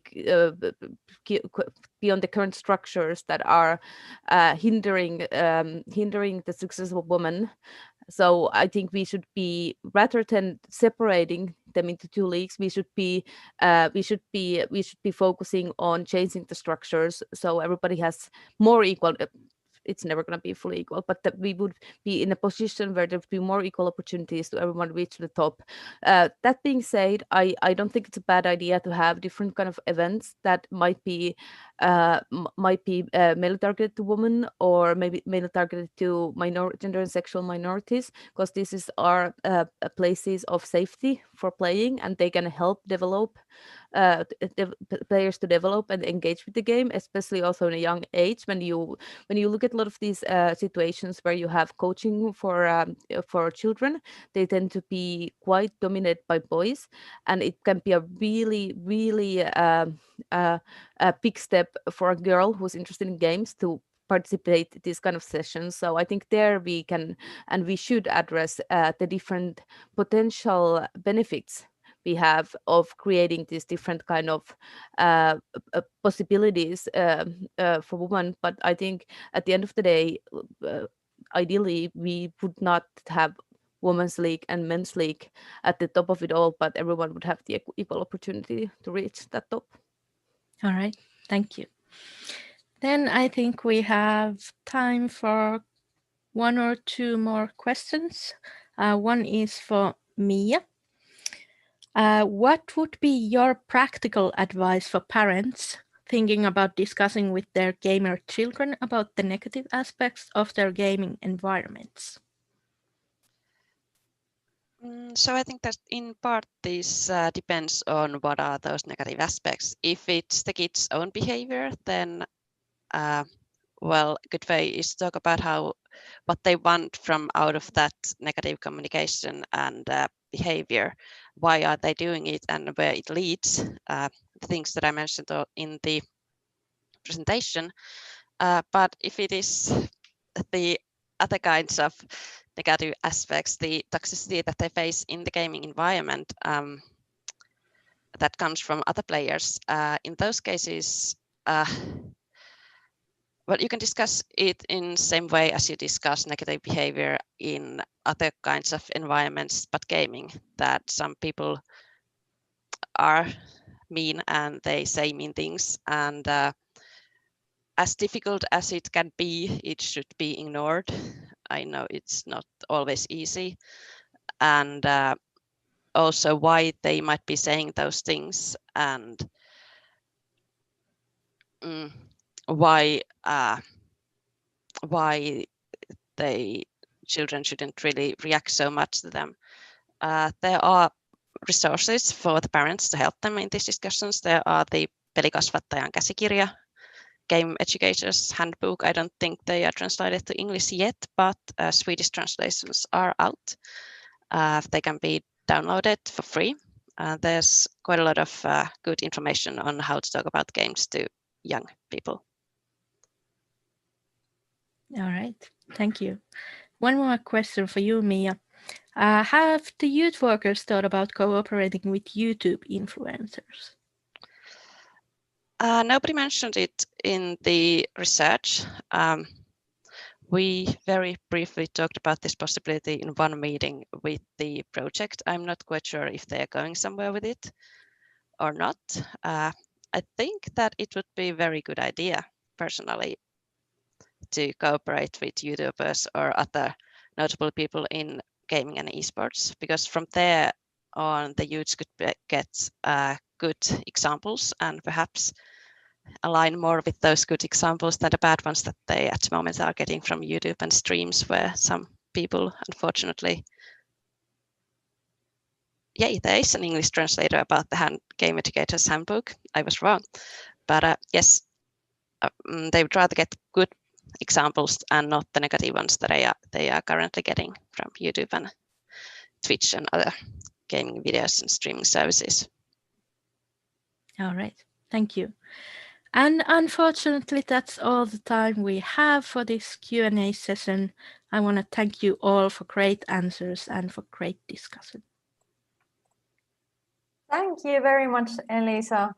Our time is running low, as you've noticed, so it's time to thank again all the speakers and everyone who participated in the discussion online and everyone who sent us their questions.